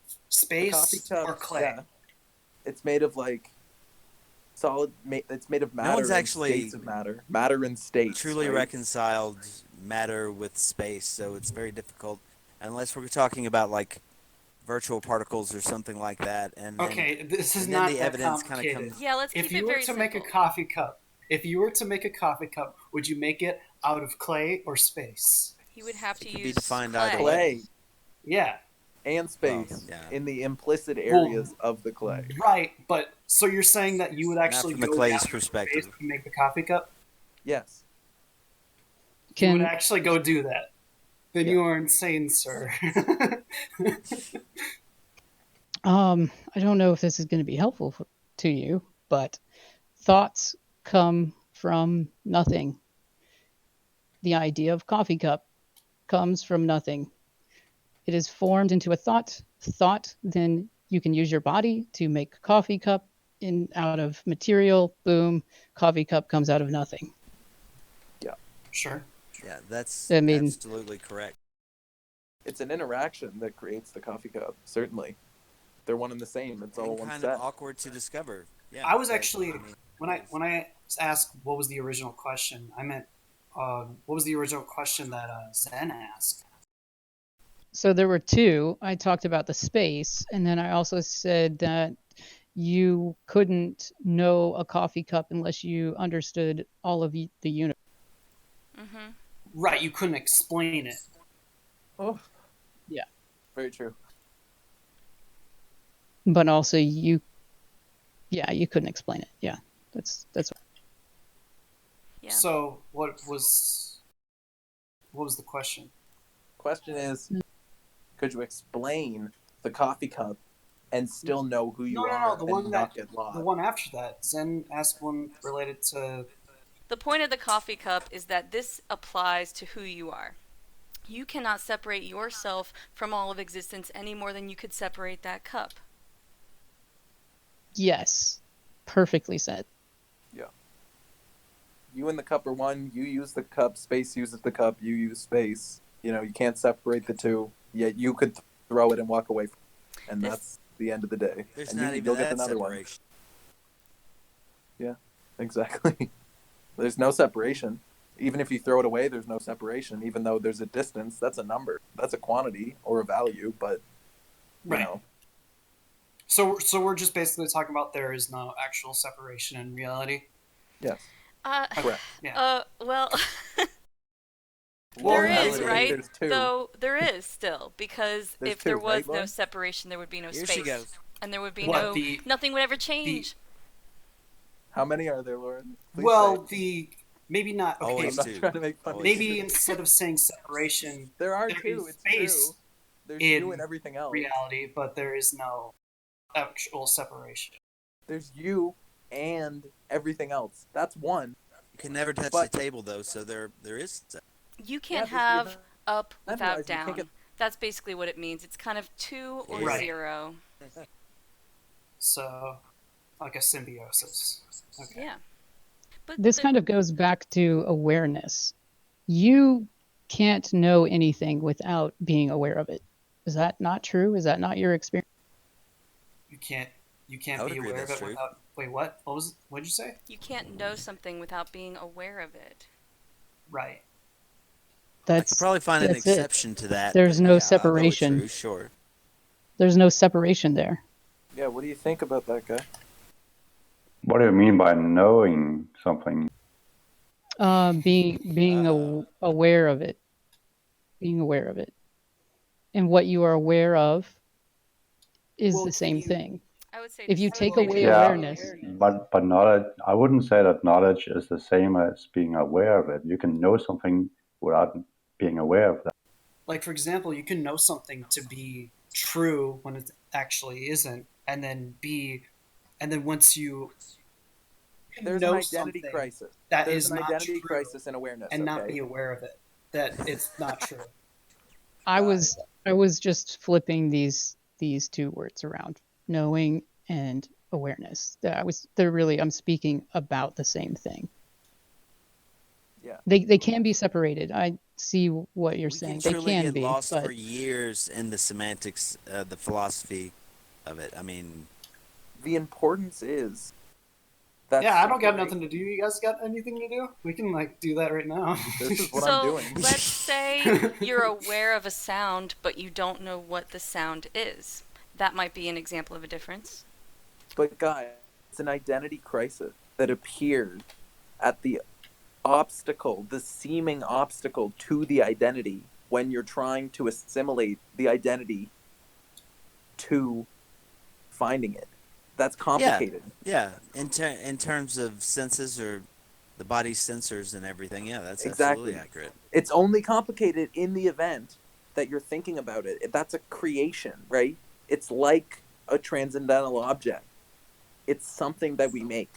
And it doesn't need to be made, and it's not what should be made if you want to have It's like the loss of an identity crisis. If you want to have the Shades of absence- Hamlet. What? Nothing is right or wrong, but thinking makes it so. It's basically what you're doing a shade. but Exactly. yeah. Okay. Like when Shades of thinking of Hamlet. the self, there needs to be the choice of a lack of confusion. Like the self isn't something confusing. We interact with and are the self. So there doesn't need to be a confusion about who I am and who you are and we are and what the self is, because all these things are known. All these things are interacted with and all these things are seeable. And it's the object and the way we see it. And if we reduce everything away, it's still there. And we don't need to think about it if we don't want to. And when I think of who, I don't need to think of why there is blank. It doesn't need to be a question, because self doesn't have to be a question. It is self, the same way coffee cup is a coffee cup, and we can leave the self behind in a way that gives distance to understanding the self. So if we make distance to understanding the self, there's a lack of understanding about this. That's a distance that needs to be eliminated, not made. The analytical and the creative mind need to not work together to create a separation and confusion of because I'm me. So even though there's a multiplistic item and aspect of me, the self is still the self. Yo. Look who broke bad. You, me. Say me. Everyone say me. Me, me, me, me, My. me, me, me, me. Me. It's a word. Me. Me. See, no one wants to say mean- me. Me. It's hard. It's difficult. Well, I it's a usually mental say I. block. Yeah, we'll say me. Me. You. Me. You. See, it's Me. hard. It needs to be said. It needs to be understood because I am what I am. It's not a riddle. Mm. It seems like you're tripping real close to Descartes' I think therefore I am, though, and that thing is riddled with You don't need to say that. fallacies. That's too much. You can make a loop. You can Exactly. use one quantity. I am I. That's all that needs to be said. That is you can, Descartes right there. yeah. You don't need to add anything else if you don't want to. If you want to enter But a state Descartes where that's was not there, wrong. if you want to leave that behind, Listen. you need to say it like that. Descartes was wrong. Go to hell, Lauren. Descartes was fucking wrong. It depends on what he was asking, Go doesn't to it? hell, Who Lauren. cares who Descartes is? He You're was me. basically asking, are we living in a simulation? Are we living in real life? The only thing that I can know for certain is that I'm here. Whether or not everything else is real, I can't know.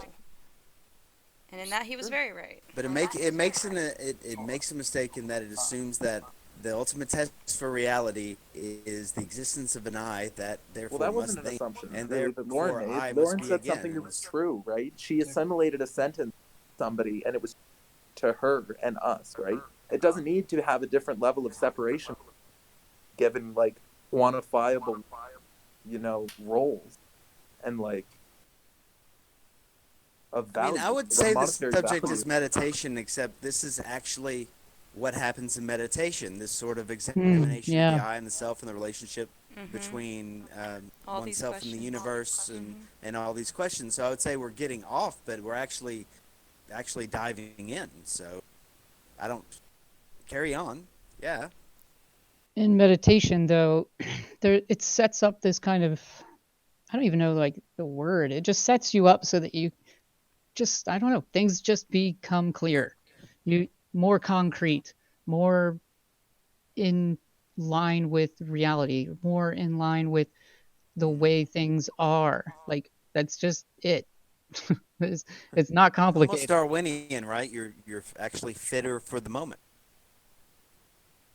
You're more Well, that's what you just depending on said. what moment you're in, you need to, alertness. If you want to get money and be like in an employment, if you want to get a job, you need to be equipped for that job.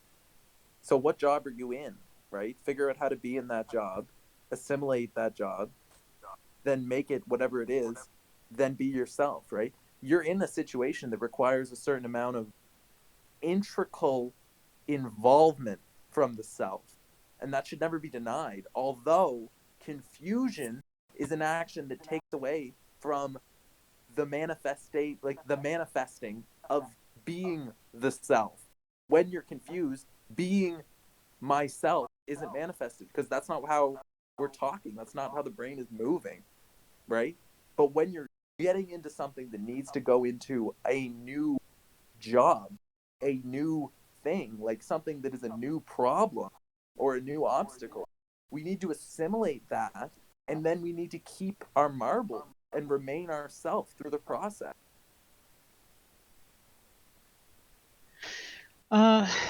Rant on, Remain brother. I ourself dig through it. the process.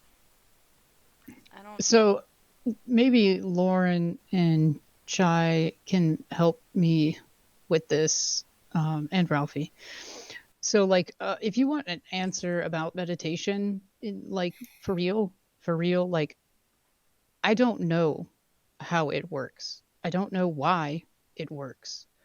All I can My tell God, you, does it fucking work?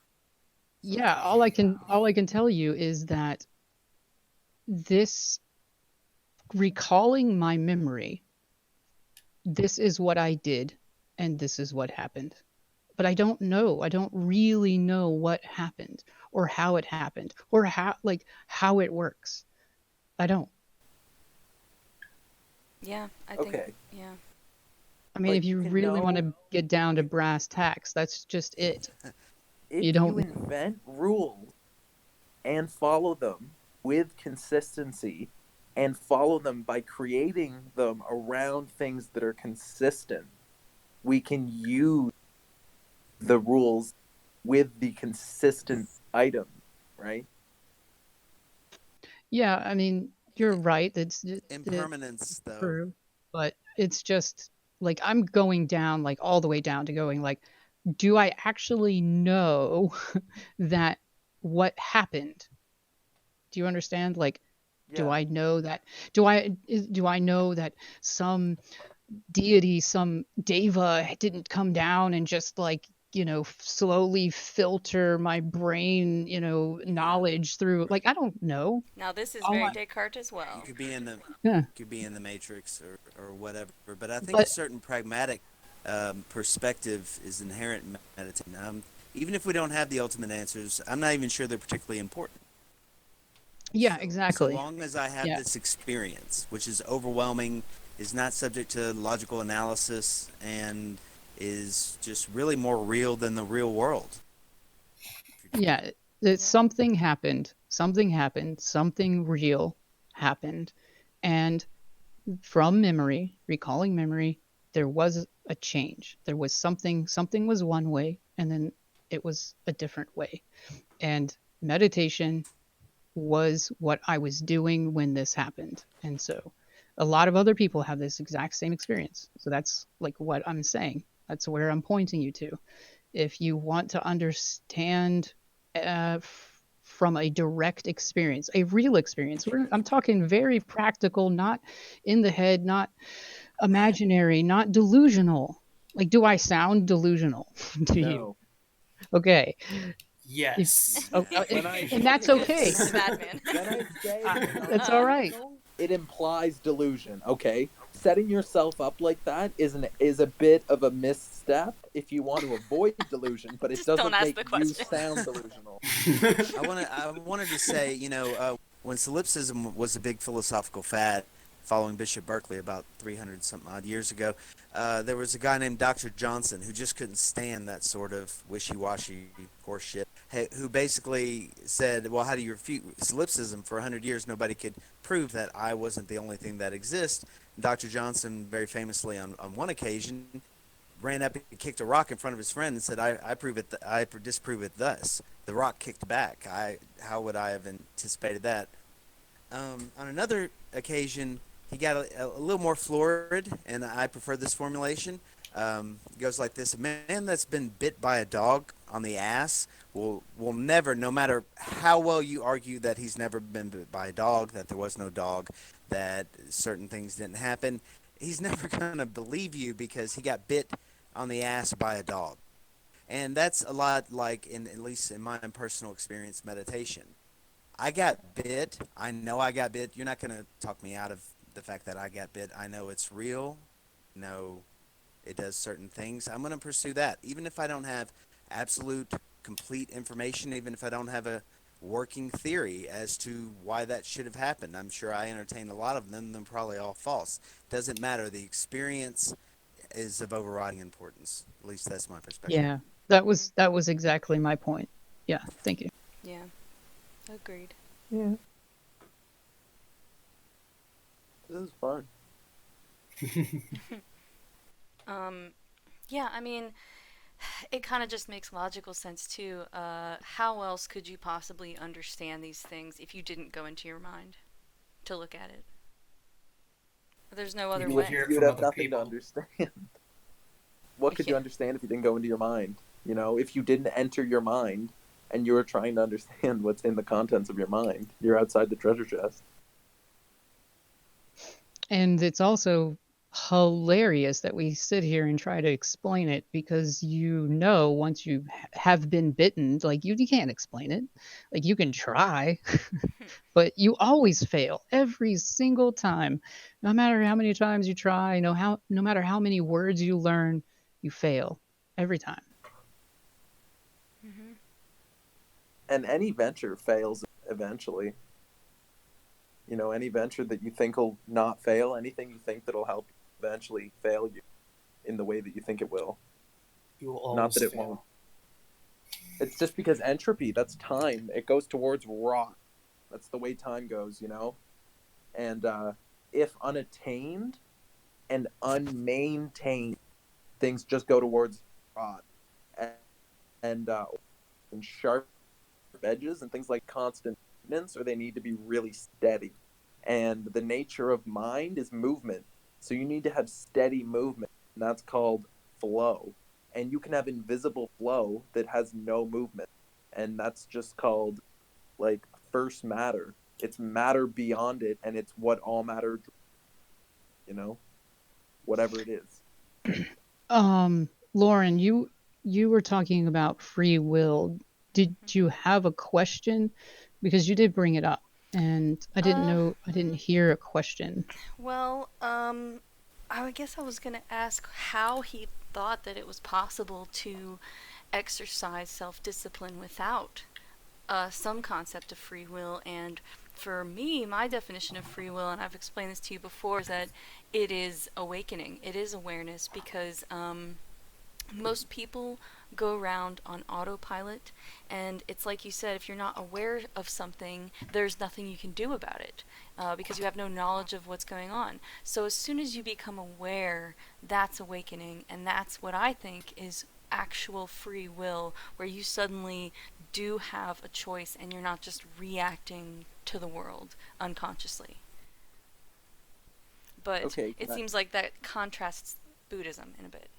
but there's the point that people say, like, you're consciously setting yourself up for failure every time you fail. Like, I've heard it over and over. Like, you are consciously working against yourself. You know you are, and you know that you don't want yourself to, and that's why you don't. Every time. Like, that's an absolutely golden point, because it shows that you're actively churning the engine that is working the flames underneath your own feet. And in order to stop that, you sit down. Like, if you sat down on those flames and stopped doing anything, you wouldn't be burned, because you're the one turning the cog, right? And maybe you don't have free will, right? But gravity will pull you to the floor. You'll be dropped to the floor regardless, eventually. But you can drop to the floor while you're still alive, right? And you can follow gravity and go with flow and take first matter's approach by existing beyond anything and interacting with everything, right? Sit down on the grate. The flames will slowly stop. The grate will cool down, and you'll be fine. And then you're just there. But it's a panic because you're used to turning the wheel. Maybe like you think it'll stop the flames. You think it's helping. I don't know. Like, but it's not. Like, there's no reason to think it would. There's no reason to think it ever will. Turning the wheel, you know, makes fire. It burns you. So you need to stop doing that. Sit down, you know, relax, and you can do whatever you want. But like, if you choose to turn the wheel and you choose to hurt yourself, it will burn you, and you can choose to ignore it, but it's a conscious choice. Can we talk about that for a second? About what that phrase means, to go with the flow? Yeah. Like, go with the flow. Basically, there's the nature of everything. So there's 1 and 0, and then there's thinking and like feeling and its reaction. And then there's first matter, and then there's the Tao. So first matter starts and there's nothing, and then it's the manifestation of everything. And it's all one, so you could call them both, but I'm separating for this matter because there's a line where we draw it, but they're not really there, right? I've kind of forgot the real question. Flow, the point is, it goes from first matter right straight forward to the Tao and just keeps fucking going. And as it goes forward in space and space-time and environments, it'll rot because it'll just fall to the ground and sink or do whatever the environment's doing, right? But flow is following that. So if you go with, from the very back of nothing, the whole essence of everything, into the manifestation of novelty on skis, right? Then you're going down a mountain. and then your only job is avoiding things that are different, like mass than you. Like they're like, if you can go through air but you can't go through trees, right? Then to follow the direction from first matter consciousness all the way to manifestation of how feeling and gravity, all the way to novelty and rot, and run with that. And then you can slide down a mountain in skis or whatever and avoid trees because you started from a point that you have time to learn the rules, and then you know the environment. I feel like Ralphie needs like a big whiteboard behind him. I've been working on school a lot. They've been hammering down, so I've just been writing a lot of shit. I do need a way to follow it. I'm sorry. Yeah. Like I think I was following. I think I was following. Zen, you can try to Try explain to it. use I would like layman's to see. terms, Ralphie. Come on. No, Mike, I Speak- would like to see you explain it. Okay. I would like to. I think you could explain it in a way that might be better for everyone. Okay, so free will. This is not something that I really talk about at all because it's tricky. It's very, very, very tricky. I know. He It's asked So- about great. flow. The question was flow. Well, no, that's fine. Talk about free will. Free will and flow, I think, maybe. No, Yeah. talk about what you want to talk about, Zen. So I think it's sort of one and the same. So free will. So there was like a moment that the last time something big happened, which I explained earlier, there were a few moments that I like sort of understood, or at least seemed to understand. So there isn't actually free will, but the illusion of free will remains. It's like the only illusion that stays, at least for me right now. And so sometimes, most of the time, it feels as though I'm not doing anything.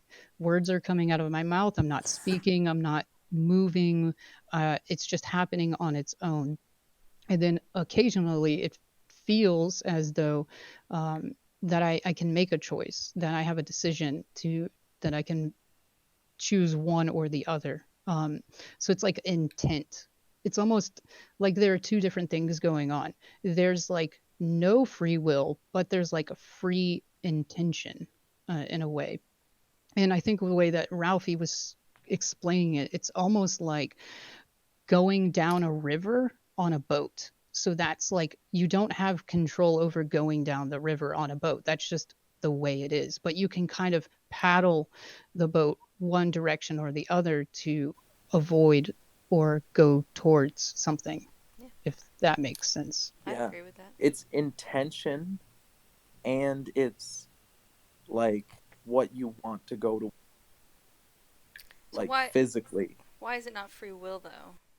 Yeah, and that's where it That's where It ruins, gets because you tricky. still have That's where it free gets will. tricky. That's what free will is, okay? All free will that we can see, the only manifestations in anything that we consider free will is our ability to change courses, abiding the laws and the nature of the environment and the person we are, right? So if we can change our course and influence it in a way that is pleasurable and incentivized, then that's what we consider free will, because that's all that we as free will. That's what we mean when we say it. That you can change course, do what you want, go towards things that are considered good. Like, then you have to think, well, what is the things you consider good? A lot of different things come out of that question, but the nature of free will remains the same. You can change direction. You can choose the slightest things that you know will push you that way. Because you know if you lean left now, 15 minutes later, you'll go down the left path if you're on a boat, and you won't go down the right path. You know? Can we actually, before we go any further, define what free will is? Because I think that's if what we're we're talking trying to about do. if we're trying to talk about, I mean, like, there's one that's the I guess the common idea of what free will is, where Sure. it works Sure. off this idea of separation of this, and that you can control things and that you can control yourself, or just will is more of like a control But thing. what's like But higher what free is will? what is the free will that would be talked about in Buddhistic terms, I It guess? would be Buddhist desires. You'd be aiming to the things, and you would think that those are what you want, and you would use what we consider free will to steer yourself towards there. And then once you're there, you use what you consider free will when you need to get the small things, but you're already in this Buddhist place. That's not, free will isn't, awareness meditation. Free will isn't the flow of the universe, because a tree gets struck by lightning, and that's not really considered free will, right? But you can choose to put yourself in anywhere you want, any mindset. You can do anything with the slightest changes. That's the important thing. That's what the free will is, and that's what's the conscious part. And better free will comes from steering yourself to better, higher places of better understanding the self and others, and understanding the unity between. And when you realize, I need to understand what I want to understand. I want to understand what I need to understand, and that's the same process. They equal each other, and you can shuffle them around however you want, and that's the fun. That's what your free will is. It really feels like just another paradox, just like you can't have up without down. It's like both. You Yeah, do and you don't. exactly. There's no, you can't really stand on one side or the other, really. What is the part of it with that argues that you don't? Well, you don't, because you didn't really choose with your free will to create the river, the boat, or yourself. So you, even though you you don't, have free will, you exist. You you're not having a choice of being. yeah, You but you could have a say, choice of direction But I don't and think influence. even the common understanding of free will doesn't imply omnipotence. No, I don't think it does. Like, a definition of free will that implies omnipotence implies that your will is free to the point of doing anything, even if it's contradictory, to infinite levels. And that's not possible, because we can't do that. We can do that on like tiny scales and believe it's like that, and maybe that is on some level, but not on every. And we know we can't do it on every level, because we know that's never happened. I mean, I don't So think anybody believes they can control absolutely everything. Unless What's they your point? believe in the Christian version of, the common idea of Christian God. Even they don't. Uh, I mean, they might say well, that God could do that, but not just anybody. well, So your right, point, but Lauren, if someone thought of themselves as God, they might think of themselves as the Christian version of God, thinking that they are the higher authority of everything, thinking that they can control everything. I mean, well, even maybe. people like that usually have some excuse like, I just don't have my powers right now because Satan Yeah. took them from me, which is why I can't get out of this mental hospital. Well, hold on. If someone was that egotistical, they wouldn't say that they don't have power. They would never say that. Look, Lauren, I want to see what your idea about somebody having free will is. What is my idea of free will? Yeah. It is operating with awareness. Yeah. Like, how so? Like, stretch that as far as you can. Tear that apart Okay. for me. Let's say that you are doing something and you feel frustrated, and because you're frustrated, you throw the whatever was in your hand against the wall. That would be a lack of free will, because you don't have control over your actions. You didn't actually choose to throw the object, you just did it. And you did not have control over yourself, therefore you had no free will. If you were aware of that feeling without reacting to it, you would have free will, because you would have control over what you chose to do. so Perfect. here's the problem with that. You wouldn't know if you had free will unless you could redo it and make a different decision.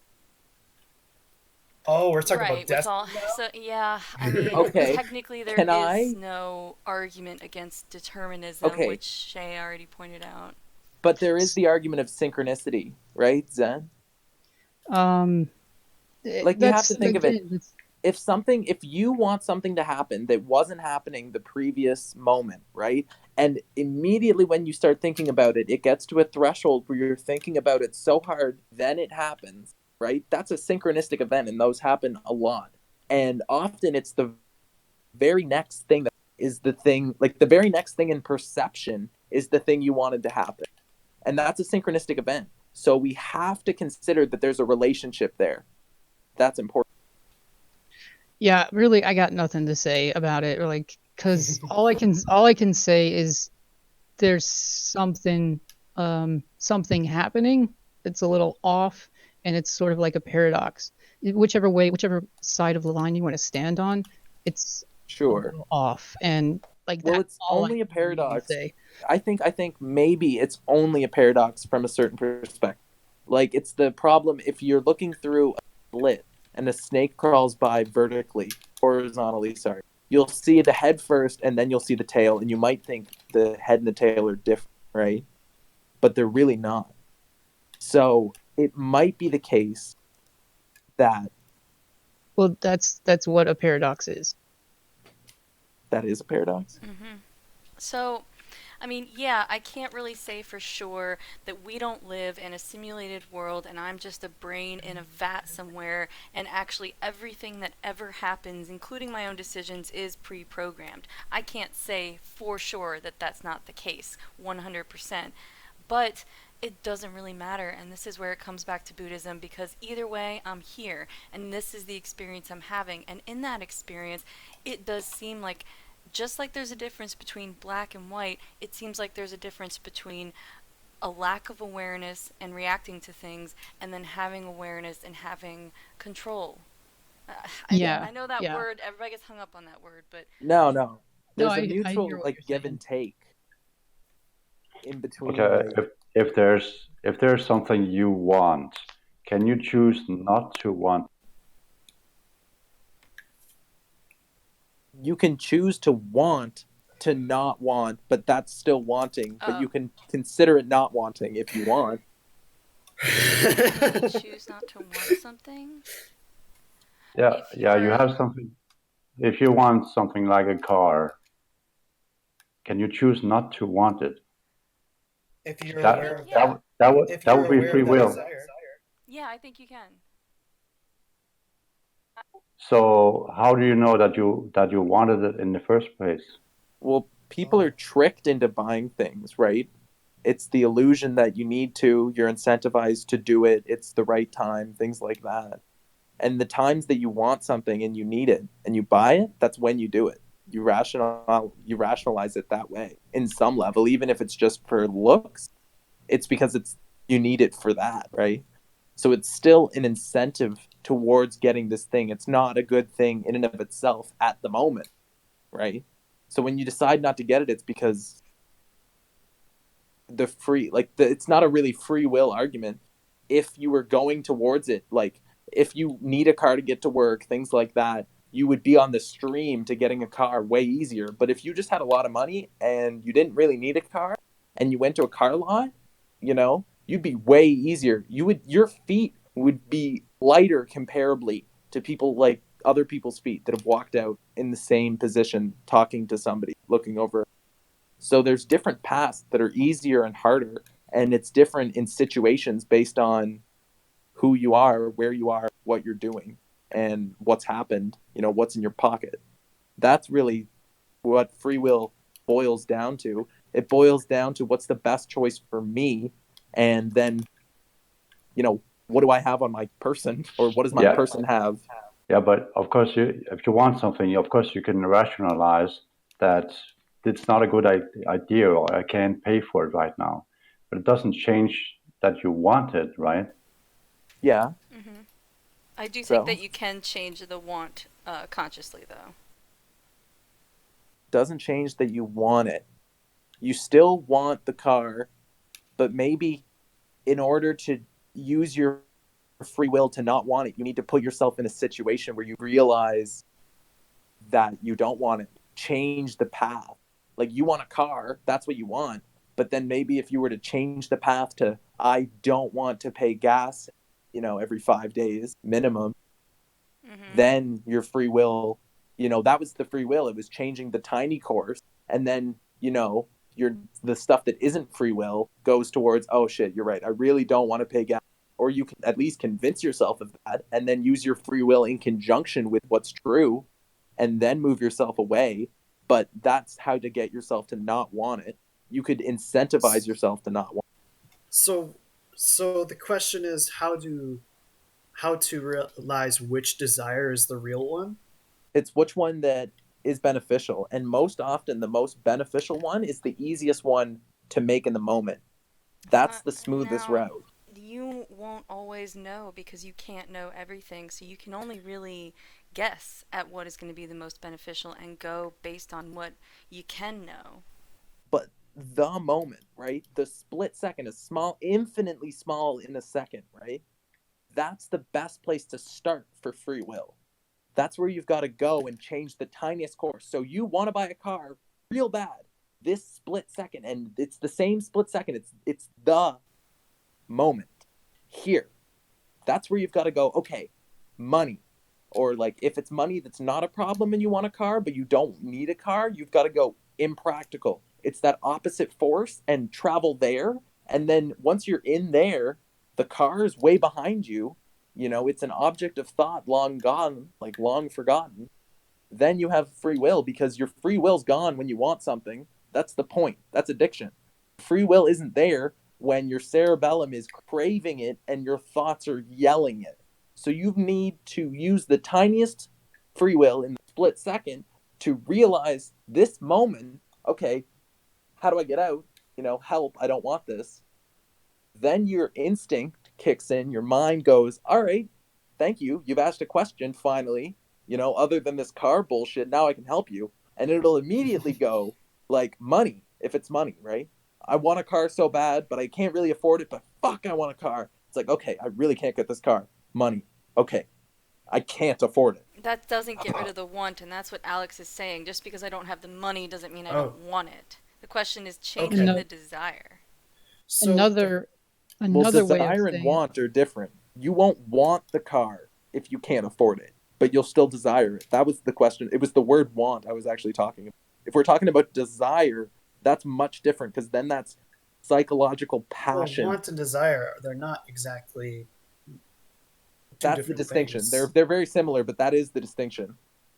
I'm not trying to speak for Alex, but what I think he's trying to point at is that you don't have free will, that the desire even appears. You could say it, you don't have control over what thoughts appear. They just appear. You don't get to pick and choose. I think that's what he's sort of pointing. Yeah. I would agree with that. Yes. Yeah. You don't get to pick and choose. So I agree. that's what he was pointing at when he was saying you don't get to decide whether What you you want want. something. Yeah, like as soon as that comes up, as soon it is there, as soon as you're aware of it, then you can make a decision. Yeah. But you can't until it occurs, and you can't prevent it from occurring. If it's going to be there, or Sure. it's You can't stop it from happening, and you can't even eliminate the possibility of on appearing, but you can get better at treating that. yeah. So, but Lauren was correct. Like, this does not matter at all. Really, it doesn't matter. That's like doesn't one of the that's help like a you power, if you right? know. That's It doesn't matter. that's It super. doesn't, Having no desire, that's like a crazy superpower. And that, like, you shouldn't aim to have a 100% absent desire. That's not what the Ubermensch would have. That's not what the real, That's not the what Nietzsche would metaphysical, have, that's right. transcendental Ubermensch would not have no desire. That's why that's like all the Jesus stories. But even monks have desire. That's the point. You can't get rid Exactly. of that initial desire. I don't think you would want to get rid of a desire. I mean, what's the point of that? Well, of course, if you wanted to get rid of desire, you would just have another desire, which is to get rid of desire. I said that right at the beginning. So yeah, you can't want to get rid of it either. That I think was like an old training tool that some monks, teachers would give their student. They'd tell them, okay, you practice. I want you to practice not desiring. And the point was for them to actually try, and the teacher would push them and push them. Come on, do it, do it. And then they'd eventually just break down and be like, I can't do it. Like they'd try everything they could, and they'd be like, I can't do it. And then he'd be like, Exactly. good, exactly. Yeah. Good job. I So realized what you. Sometimes But you have then to go there's through like that. there's something that happens, but it's not something you do, but you're experiencing it. Mhm. That's experience. That's what I'm just referring to experience in a weird way. Well, I actually had a strange experience when you were, trying to help Venus understand no, things. yeah, good. Yeah. Tell me about it. I don't know. It just made more sense to me. Do you want just do you want me to her try and talking. do you want me No, to no, try no, and no, walk Well, you? he said it made sense. no. It already made sense to me. Like Okay. it just kind of helped reaffirm things. Okay, Like, good. oh my god, I actually am coming from somewhere. I'm not just making shit up. And I don't know. It just made me help. It made me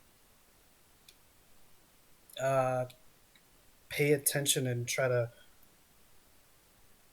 Well, I mean, this might not be great, but I ended up creating a more accurate image of what it's supposed to be. Yeah, that's okay. That's like sort of the process, when you are sort of stuck in, we'll just call it sort of the unawake state, just everyday person. You start there, and then you see something, and that changes your perspective, and you're going to identify with something else. Like it's gonna gravitate. You're gonna grab onto something else. And so, like, that is sort of the process. You gravitate and grab onto that, and then you continue investigation, and then that sort of dissipates, disappears. You see through it. It becomes not relevant, and then the self grabs onto something else, and that's Will there be a how it point where works. that stops? yeah. Yes. Yes. How has anyone here gotten to that point? Yes. Okay. In this moment, it is stopped. When I say it's stopped, that's how it stops. It happens in this split second. Hmm. 'Cause all Like, it is say a just, word. It's just stopping seeking, stopping the motion of it. It's as simple as speech. All right. Yeah. No, I get Yeah. that. But yeah, I guess I just wanted to say that. Yeah. It's so simple you can't even do it. What?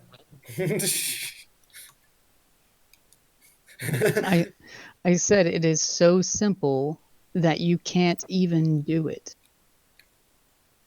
Oh, like it just is. Is that what you mean? Yes. Okay. um. Yeah, I actually do want to talk about the whole. I want to get it straight as to what the function of meditation is, because well, just from what I've heard from speakers, you that you well, okay, Jiddu talks about how you shouldn't well, not shouldn't, you won't get anywhere by practicing something, because that's not the point. The point is to uh, reconfigure your understanding. And I just want to know how meditation does that. It sounds like you want to know if you really need to do it or not. Well, no. I'm not trying to find an excuse whether or not to do it. I'm just understanding it, because if it's not something I need to practice, uh, then what exactly does it do? Meditation, What's meditation, the act, the passive act of meditating, right, allows you to capture, like in a very metaphorical sense, it allows you to curve yourself to capture rainwater instead of letting it flow by, and fill yourself up with this awareness in a very deep sense. So it's a slow tilt upwards that slowly fills. And the higher you build those walls, the higher it slowly accumulates. That is the point. the point? Is accumulation? The point is to allow yourself to have room to build and let things. Like if you have your hands in front of you and they're open, rainwater will pass through them and you'll have nothing to drink, right? But you'll still be wet. It'll be the same experience. If you cup your hands, it will fill with water that you can drink and you can choose. That's the point of meditation. It's to be able to cup your hands and take in what you're perceiving and see what you see. And what you're seeing is whatever you're seeing. That's why you meditate. Meditating is seeing whatever you're seeing. It's cupping your hands and seeing what fills. I think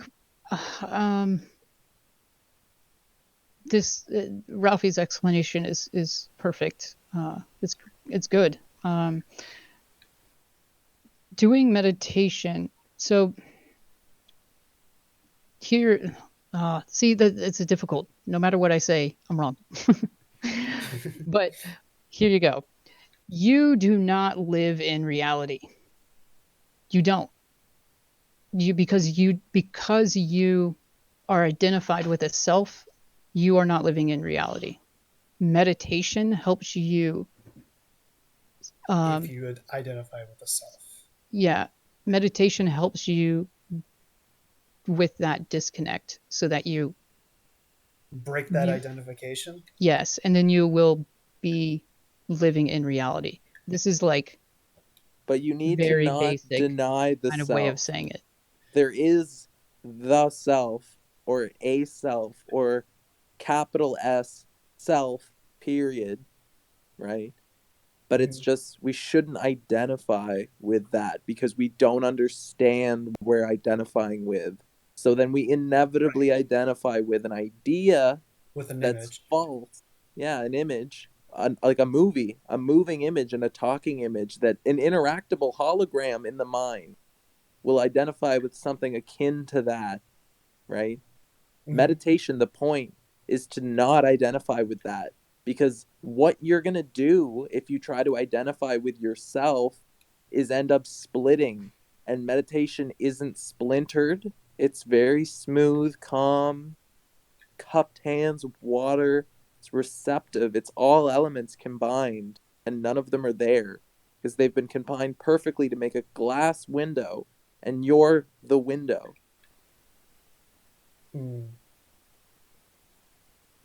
So you can sit here maybe with your eyes closed or not doing any meditation, but you can just sense that you are. Is this true? Yes. I'm not sensing myself. I just sense. Correct. Okay. Look within your experience. That's right now. That's happening right now as I'm speaking to you. This second. Yeah. Do you have a sense that you are, that you're being, that you are existing without knowing or labeling anything, just from your direct experience? And without I wanting wouldn't to call it that. Without wanting to know yourself, do you experience something? Yes, I experience the outside world. Or Experiencing the outside world by using yourself. Let's go back from the outside world, because you're not, like, that's obviously you're not the outside world, right? right. No, there isn't that. So that separation I was something I just created. Yeah, okay. Um, Well, you're sure. so There is this is what we're no talking. separation between the internal and the outside world. There's both. There's just the world.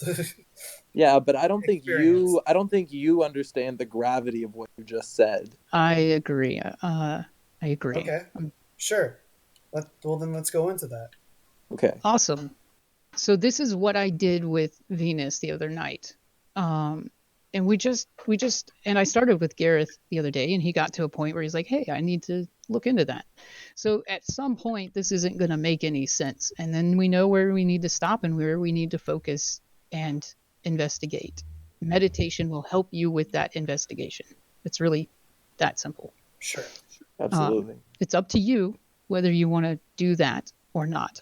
There is no condemning, Yeah, I'm not important. I'm not trying to sell you meth, okay? I don't care. I don't think that. Yeah, I'm Actually, not here, can I ask this question? sure. What's the difference between my normal state and a meditative state? The difference is there's no splintering to be perceived. At first there won't be much of a difference. Yeah. And do you think that from meditation that Well, we're ignoring sudden awakening. Yeah. I'm always I'm just- banking on sudden awakening at any given moment. That's always my assumption. And Okay. I'm just going from what he's saying. He's saying, like, is there a difference? There isn't a difference at first. That's why you do it. That's why it's a practice. That's why I recommend doing it consistently, and then you will notice there's something different, but not really. You'll Like, just guy. notice it easier when you're meditating. Can I take you on a slight journey, Guy? Well, Just real well, quick. I thought we were going to talk about the outside world thing.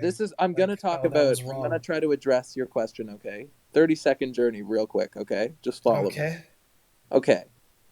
So, see the room, okay? Mm-hmm. Pick something in the room that you use, okay? Something close to you, something that's like handled often, okay? Sure. I don't know what it is, okay? I don't know what it is, but now you know what it is, okay? And you know there's a couple things like that, okay? Feel the tension there. Feel that elastic nature to the item and those things, okay? Now forget about that tension, okay? Think about those all as concept, okay? Now you still see them, but there's not an elastic. There's not a tension. You're just looking at these things and you're just seeing them as they are. Now you're not seeing them as they are, okay? We've said something and set it up. So now seeing them as they are is what we're trying to do. So that's a want, that's a desire, and I've made it incentivized, okay? So now you're in a little trick, okay? It's a scam. So what you need to do is not freak out. There's no identity crisis, okay?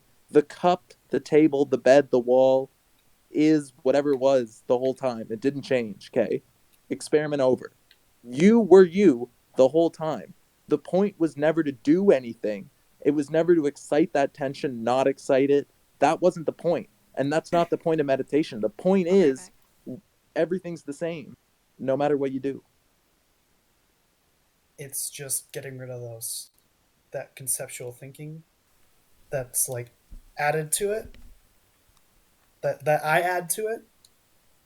Don't add and then add something. Don't add.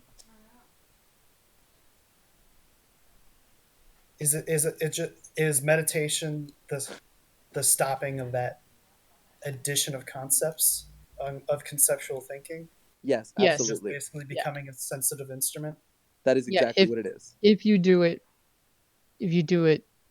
the right way. It can be done the wrong way, and that doesn't help you. But if It's you a specific set. Okay. You need to walk yourself into a little specific corner and then turn around and just look. And then you're there. And the second you're there, you can just speak it. And it comes out of your chest and your mouth and your voice. And if you're silent, it comes out in your mind and the darkness and your thoughts. And regardless of where it's manifesting, it's the same principle. There's no outside world when your eyes are open. There's no inside world when your eyes are closed. It's just You- what I sense. Yes, you sense. Therefore, when you act, you sense it. That's not a separation. It's just the addition of something, because sensing senses what you do. So if you do something, you'll sense it. And that's not separate. That's just a slight little feedback loop. So you know where you are. Right. Yeah. Actually, can I? Oh, that's another question. I have many questions. just to like clarify things, but I don't know if you Yeah, guys want yeah, to what's the stick question? around. What's the question? So, for example, I move my arm. Am I in? Well, how would you describe that without using the word control? Okay. It's a relationship. Use the word relationship instead of control, and it makes perfect sense. Can you Use it in a can I- sentence. You say it in a sentence.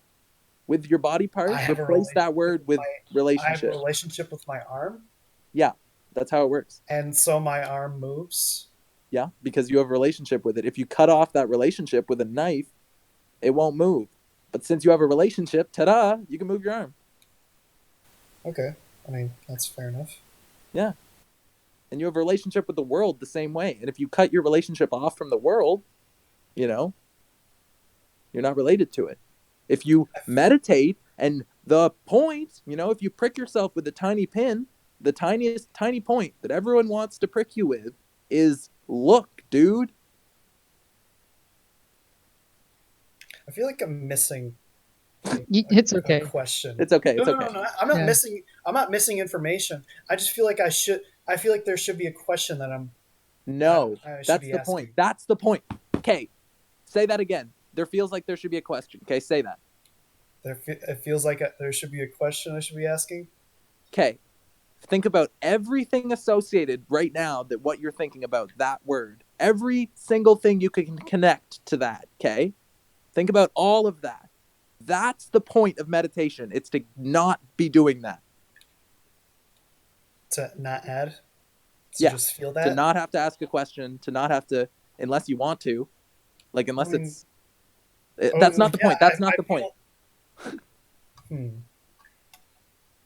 So we can maybe try to sort of move, walk you, and we'll just see where it goes. If you're cool.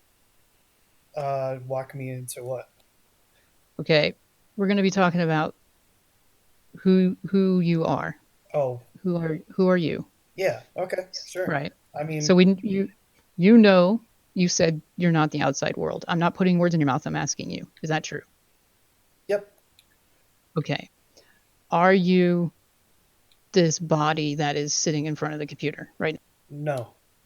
Okay, Are I need you to perceiving? tell me. Hold on. I need you to Okay. tell me why. I don't need you to. I am not the I don't body want to just believe. I'm not the body because my body doesn't have the same behaviors that I do. How do I say that? Because of that relationship, I have a relationship with my body, but I am not the body because my body does not have instinctive action. You are not the body, correct? The body is not the one that is making the action. I am. Correct. Therefore, that action part of me is the me. Incorrect. Okay. Why So not? The action part of you isn't you because that's a little tiny thing that you have a relationship with. Your hand is very complex, but you can simplify it to that. So you're not that action part of you, because that's a tiny little map in your brain. That's like a segment of your brain, right? That has a relationship with you. So that thing can't be you if you have a relationship with it. Okay, so then you're saying that I'm just awareness. That I'm aware of me wanting to of not wants, but of me deciding to do something and then I do it. Go back to No. the tension between you, your arms, your head, and the objects that are around you. Go back to that tension, okay? Well, tension. You mean like physical tension? Think about something that you interact with in your life. Think about something important to you, something that has gravity to you. Okay? Sure. Okay. That's something. Is it you? No. Do you have a relationship with it? Is it physical? Is the See, relationship physical? No, is the thing you were thinking about physical? Yes. Is it physically with you? Is it? What do you mean by that? Is the Is like it right okay? next to me? Go further. Is it physically in your hand right now? No. Is it in your mouth right now? No. Is it in your head right now? No. I mean, I see it, but Okay, it's so not it's in my head. It's It's not in. physically in my head. Okay, so you see it. Where are you seeing it from? You said it already. Are you saying point in the direction it is in? Where are you seeing it from? Your What do head. you mean by that You're question? seeing it from your head, right? No. I'm seeing it from my eyes.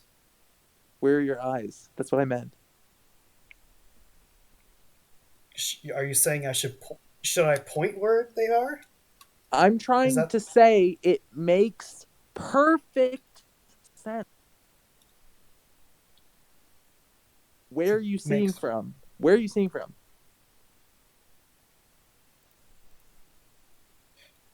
What do you mean by that question? What sense organ am I using? Sure. And where is it? Yeah.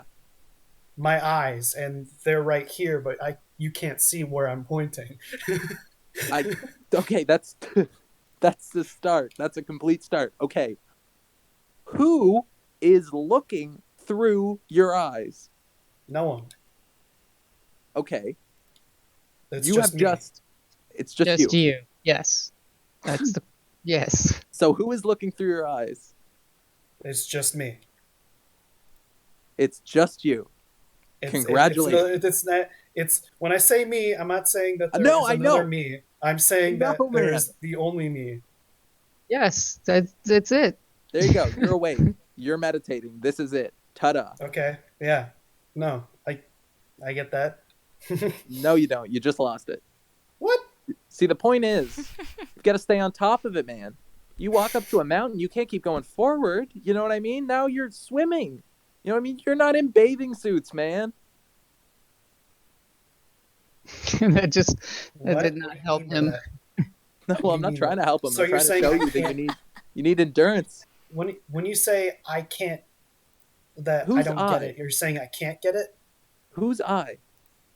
Where's I? Can you gain a What other sense? word can I use then? I'm not telling you to use another word, man. I never It's said okay. that. Yeah, you can All right, use well, I. then I'll just keep using I. Yeah, Okay, where's that's I? fine. Where Well, is not the I can't most... point to it. Can you So- feel it? Can you sense it? That's the point. No. Can you feel?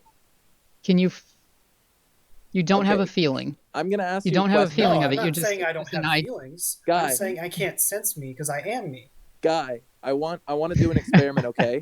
Can you say the word yes? No. Can you just humor me, please? This can't hurt you. I swear to God, this can't hurt you. I'm not trying to... Okay, yes. Okay. Are you I? No. Then you don't want to be yourself. That's the answer. That's why you No. don't know. No. I'm not Yes. I, the word I. Then are you I? didn't know Are the you question. yourself? All right. I didn't know what the question was asking because Okay, all right. there's too many like ways you can interpret it, right? All right. Okay, all right. we're look, we're not trying to trick you. We're not Okay. gonna tangle up words. We're telling Alright. you you can use I. Like that's perfectly fine. We're not Alright. messing with you. Okay? Okay. We're not trying to pick apart the way you're speaking. That's all we can do is speak. So just say and talk naturally, just like you would, and you just All try right, and fine. follow us along. Yeah. Instead of trying to, because what you're doing. Am I being difficult right now? No, you're not being difficult in the way of like frustrating or any way. We're just Yeah, like, then you're on it. yeah, what you're trying to do is you're second guessing yourself because you're not wanting to No, be no, no. I'm caught. just trying to make not- sure that we are That's all on the second same guessing. page.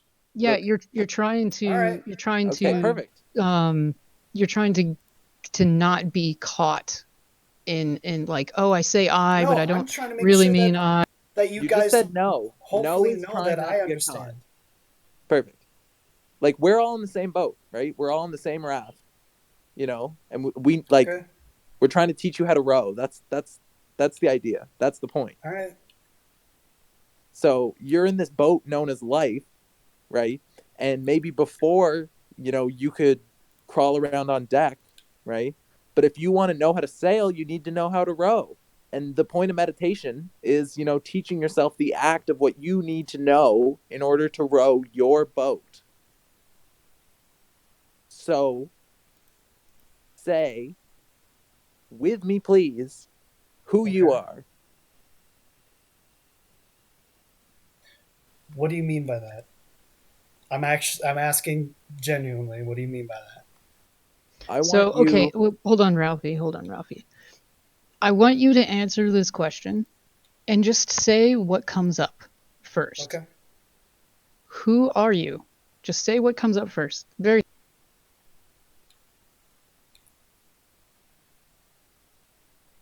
I can't say who I am. okay. Can you tell me why you can't say that? No, wrong Very question. simple. No. I know, but you can use any word that means yourself to say Yeah. it. Well, or Okay. that's related to me. Yes, as long as you believe it. Like that's all it I takes. mean, But the word I okay, means but you. honestly, I don't. Okay, the thing is, I'm naturally that type of person that wouldn't. That I'm not that type of person, but rather, I don't like labels. Really, I genuinely don't like labeling myself, and so I've never. I don't really That's an go out impediment. there and try to identify myself. Guy, I'm sorry, but that is not beneficial. There needs to be a level of confidence in self, a level of confidence in myself. That's what I want you to say. I want you to say, I am myself. That's all that needs to be there. And it's scary, right? It's hard, man. Well, I'm But- not scared of it. I It's just scary, dude. It's a little spooky, man. Just say it Okay. with me, man. It's a little spooky, dude. Just I'm say not I am scared of myself, dude. anything. I just don't. Okay, you want fine.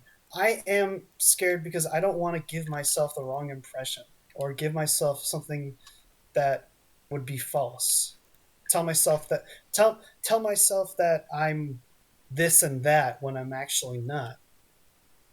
Yeah, and like that is the point of meditation. Like you're gonna find that out for yourself. You're not gonna have somebody else telling it for you.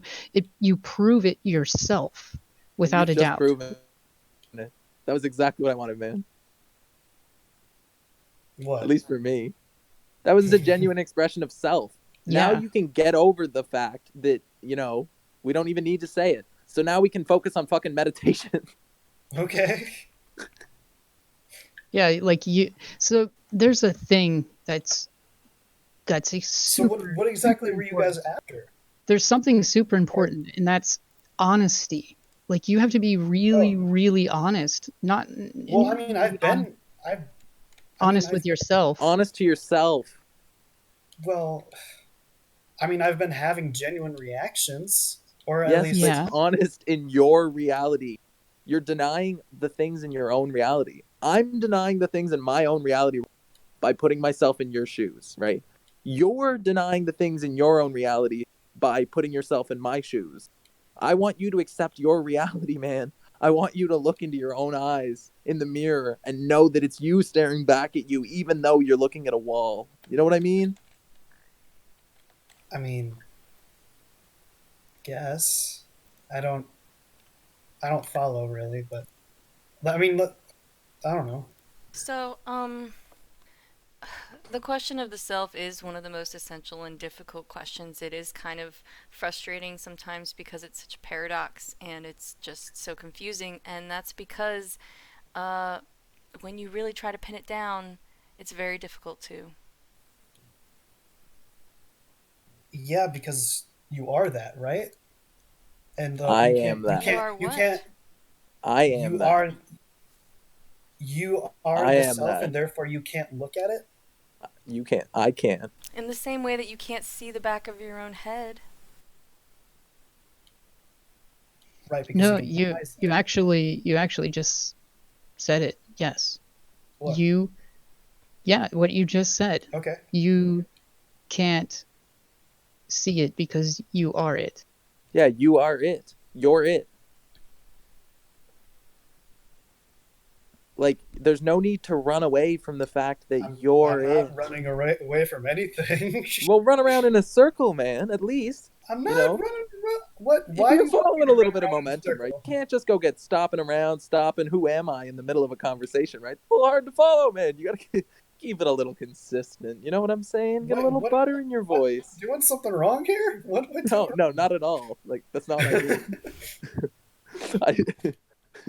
It's just amazing when like somebody opens their heart, right, and expresses the fact that they are insecure, right? That's amazing, and that's something like that's clearly not in your agenda often. It's right? not insecurity.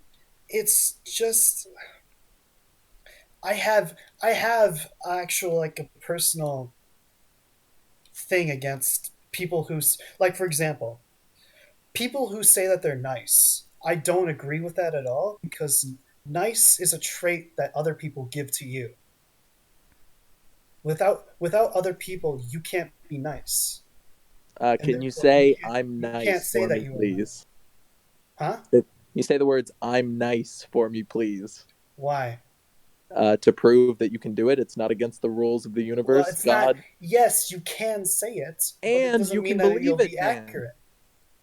I don't understand your point. I actually wanted to understand your point, but I made it. Oh, Sorry. really? Okay. Well, like, because the whole thing about trying to identify yourself is that if we all can agree that you are the self and you can't look at the self because of that, then you can't accurately identify yourself. Mm-hmm. Yes. Because you can never see yourself. So Yeah. therefore, Yes. there is no point in having an identification Perfect. Yes. Mm-hmm. or a I agree with that. self-identification. That's Yes. true.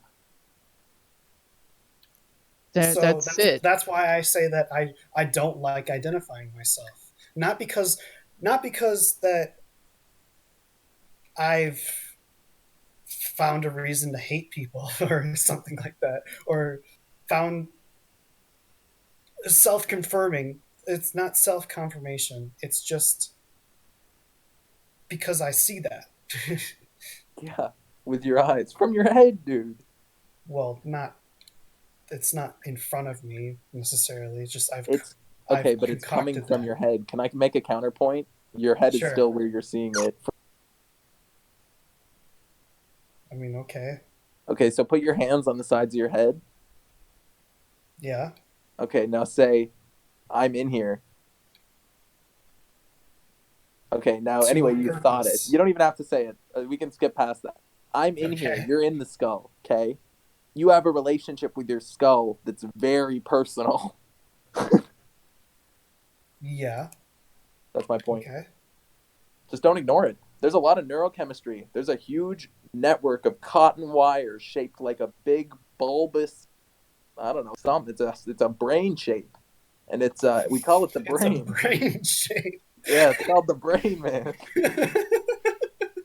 And you and you brain, you know, it's mostly like brain you, more like, you know, it's in a lot of ways, but you experience stuff with your brain. Which is why it's so important to understand your own self.